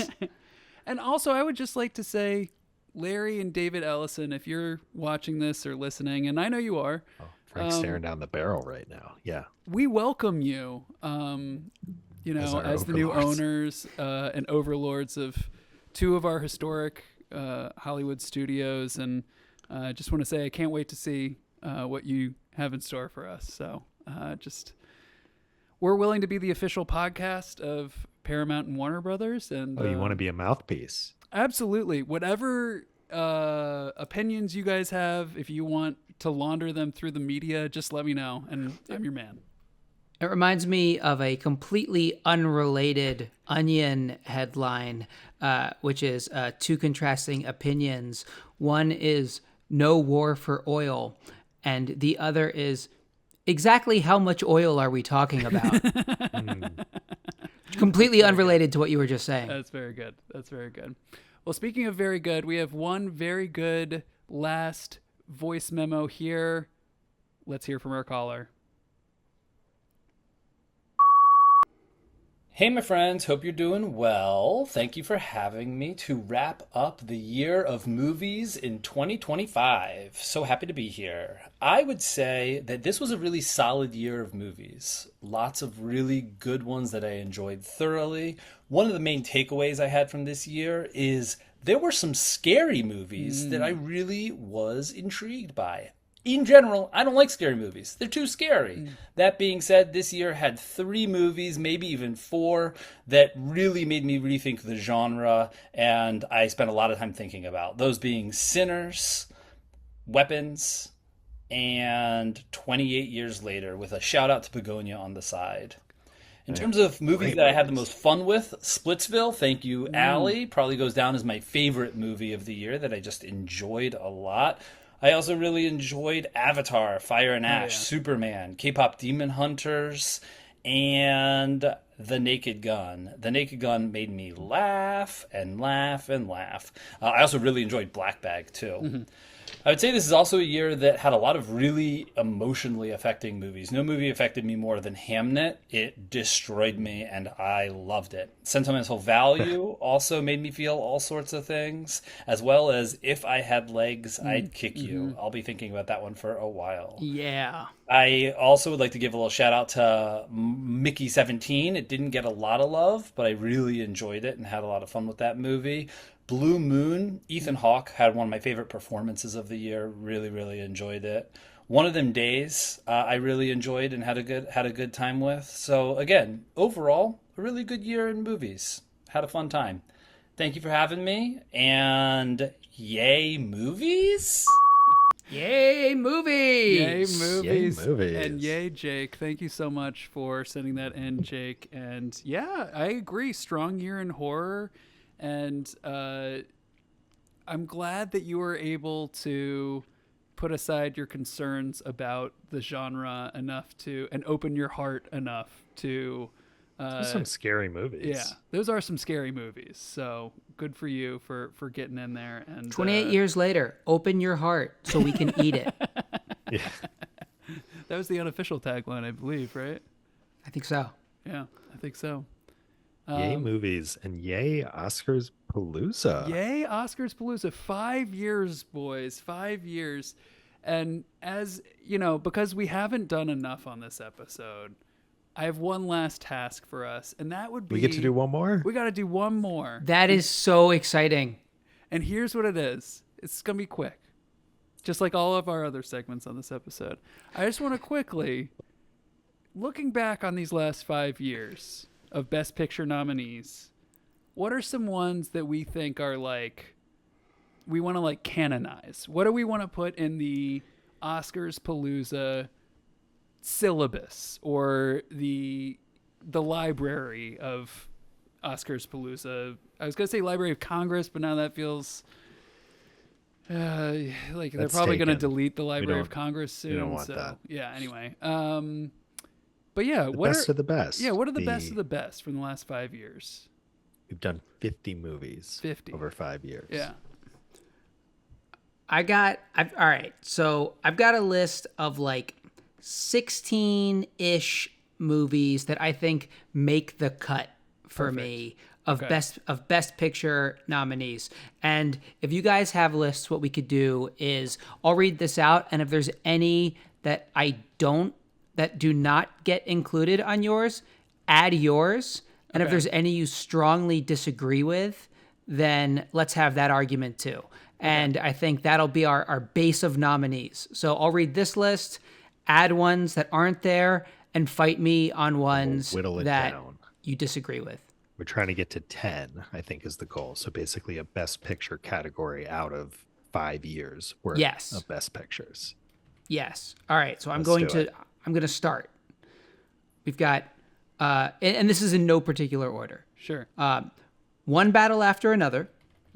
In.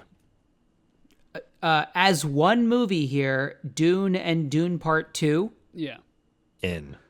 Poor Things. We'll talk about it. No. Okay. Everything Everywhere All at Once.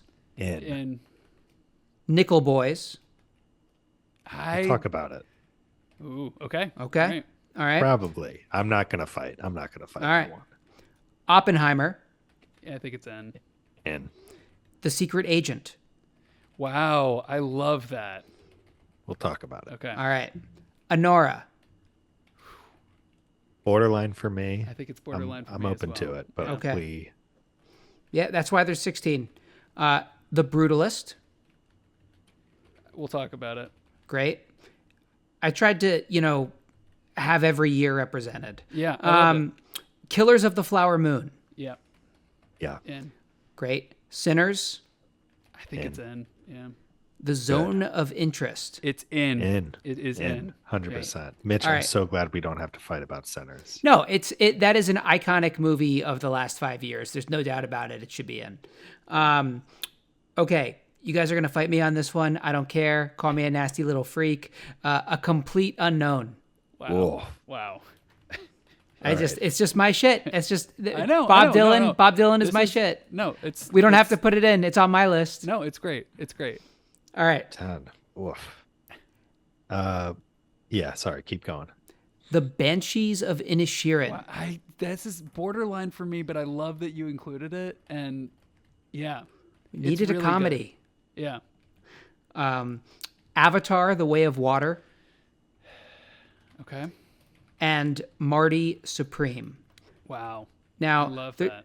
there's one movie that I feel like should probably be on there, but I could not put it on, which is Tar. Yeah. Because the only time I've seen it, I was recovering from a surgery and on painkillers, and I don't remember a lot of it. So I haven't revisited it. I couldn't put it on my list. It probably deserves to be there, but I couldn't add it. The only other one I had outside of Tar, which is on my list, is The Substance, which I know is a movie that you're less keen on, but I love that movie. So that is on my list.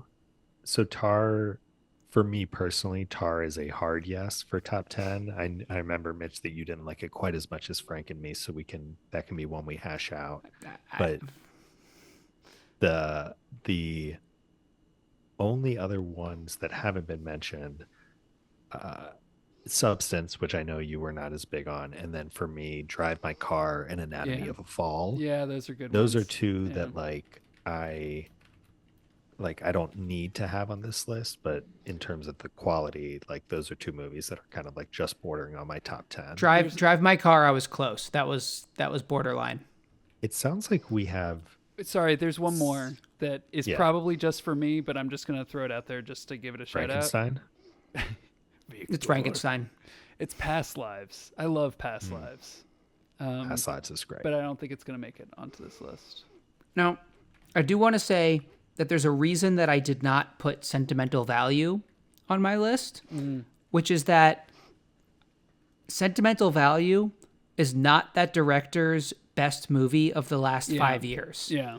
So it is not on the list as a protest against Worst Person in the World not being nominated for Best Not being an Picture, option because here. that should be on this list.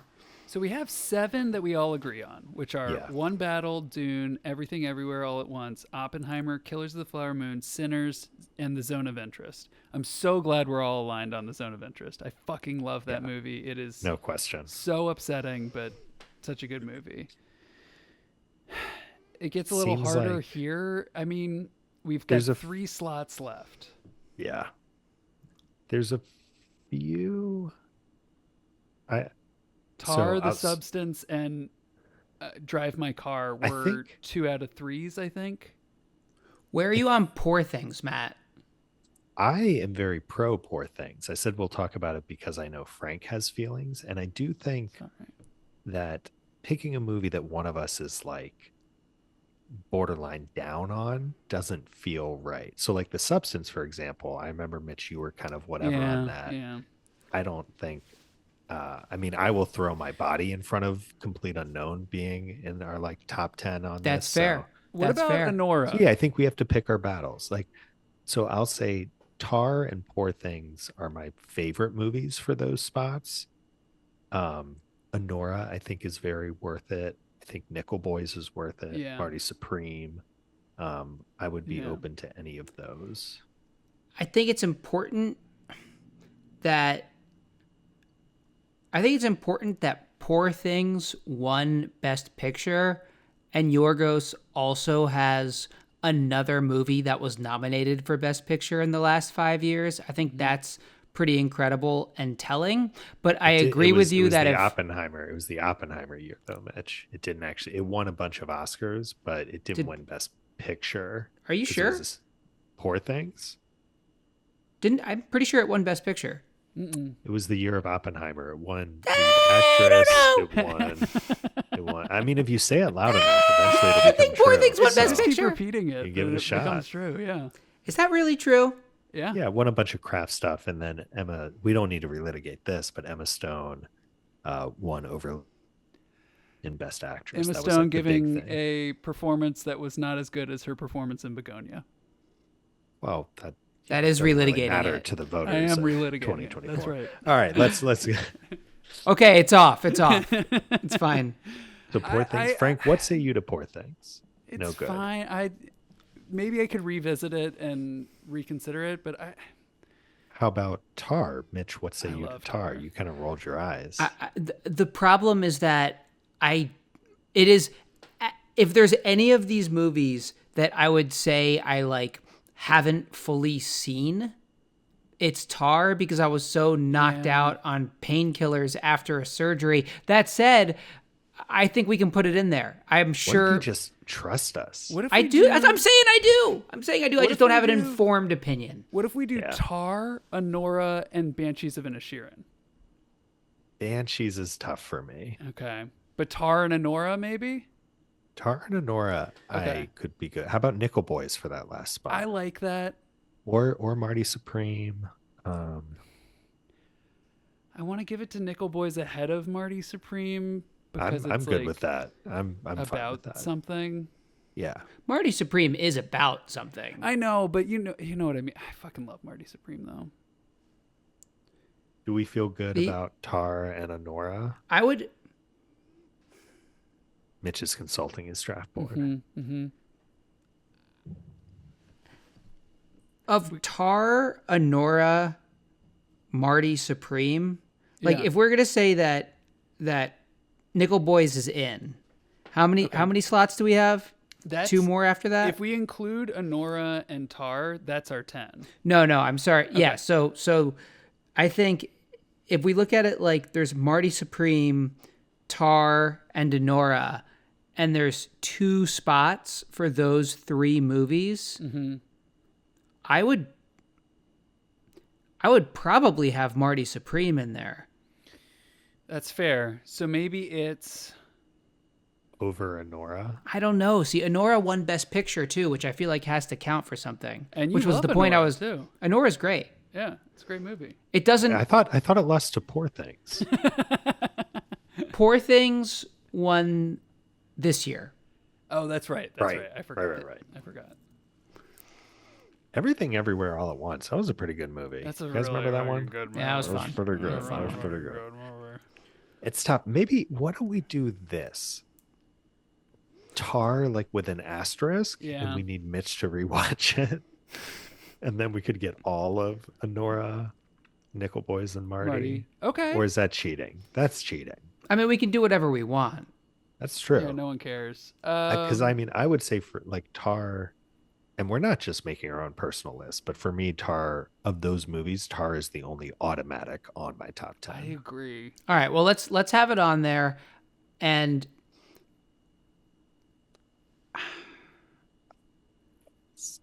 so Anora and Marty Supreme would be the 2 that are fighting for one role. Those are 2 kind of like similar vibes almost. They New are. York, They are. New York Yeah, you're street right. kids strapping.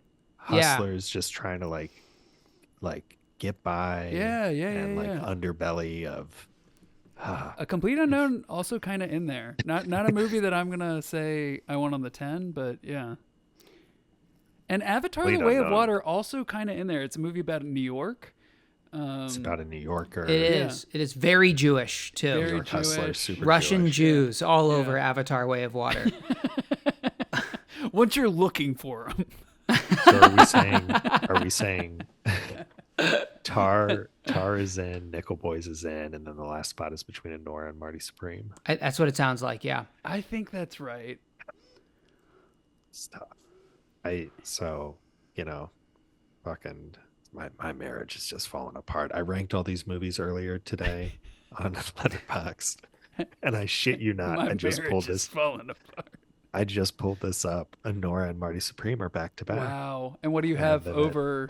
I have them at 16 and 17, and I have Anora ahead. So So I mean, maybe I guess, maybe but Marty to Supreme that- is the first one out. Well, to that point, it's like, they're basically the same for me. What do you guys think? one battle after another. Dune. Everything Everywhere All at Once. Oppenheimer. Killers of the Flower Moon. Sinners. The Zone of Interest. Nickel Boys. Are Tar. Anora? I lean Anora. Mitch, I think, might lean the other way. It might be recency bias. I don't know. I really liked Anara too. It's very tricky. Between the 2 of those, and we've already got Dune and Dune Part 2, both in there as well. I think let's just put them both in. Let's put them both in. I think let's just you're make right. it 11 We're and put doing them a both dozen. in. Make it an even dozen. Make it an even or Yeah. 11. Well, 11 with Dune as one movie. Oh yeah, I see. right. Yeah. So- yeah. Now a dozen would be excessive. Yeah. And I think even though we're not going to take the time to truly rank those, as you read them off, I think that Yeah. it reflects somewhat our feelings. Yeah. Dune is still my favorite thing I've seen these 5 It's years so good. personally. It's so good. And we've got a new Dune. We've got so many great movies to look forward to this year. And boys, Yeah, we do. I just want to say I have one last award to give out, and that is the award for best co-hosts, and you both win. Frank, Congratulations. are you kidding? Hang on a second. I'm hearing now that we have a 3-way tie. A 3-way tie for best co-host. And first Frank, ever. you've also won. Wow. also won. Thank you so much. Wow. Oscars history. Yeah, this really is history. Best host, you do an insane amount. Producing this episode is going to be a nightmare. I don't it's know gonna how be you're so going to fun. do it. You're never sleeping again. I'm never going to I've got I've got one more award. My as long marriage as is we're falling apart. Oh, you'll get there, Yeah. buddy. Don't worry. Longest episode. I think this may be it Yes. for us. This might be, and I'm not going to have you guys guess since we're already so far over. But before tonight's episode, I tallied our total podcast hours. Oh my God. Over up to the this 5 point. years or just over this year? the 5 years. Can Oh I my guess? God. You can guess. Let me tell you though, before you go crazy, our first year and our second year, we only had 2 episodes each year. It wasn't until year 3 that we really got cooking. But yes, go ahead and guess. This includes the 20 first 4 hours. years plus No. everything we've done this year up until tonight. 30 So hours. not all it of does it. not include the 9.5 hours of this podcast. Correct. But it Okay. does include Okay. the 11 episodes we've done this year prior. I'm going to What's say your guess? 30 hours. 30 hours. I'm going to say that we are 28 hours later. Wow. You are off by a digit. We are 38 hours and 14 minutes Wow. in. Wow. So safe to say that at this point we have cleared 40 hours. Cleared 40 Congrats to hours. you boys, and thank you to all of our listeners. Yeah, thank you so much. If you think you have heard all 40 hours of Oscarspalooza over 5 years, I will give you send us a $40. message. Whoa, Frank, If easy. you send me a message saying that you've listened to every hour of Oscarspalooza, honor system here, I will send you $40. Does that go to me and Mitch as well? Because I Care feel of- like I have. Care of I Larry think- and David Ellison. Well, if you've listened to all 40 hours of us gabbing about this, you have not listened to a word that I have said this year. Do not listen to this podcast. It's very...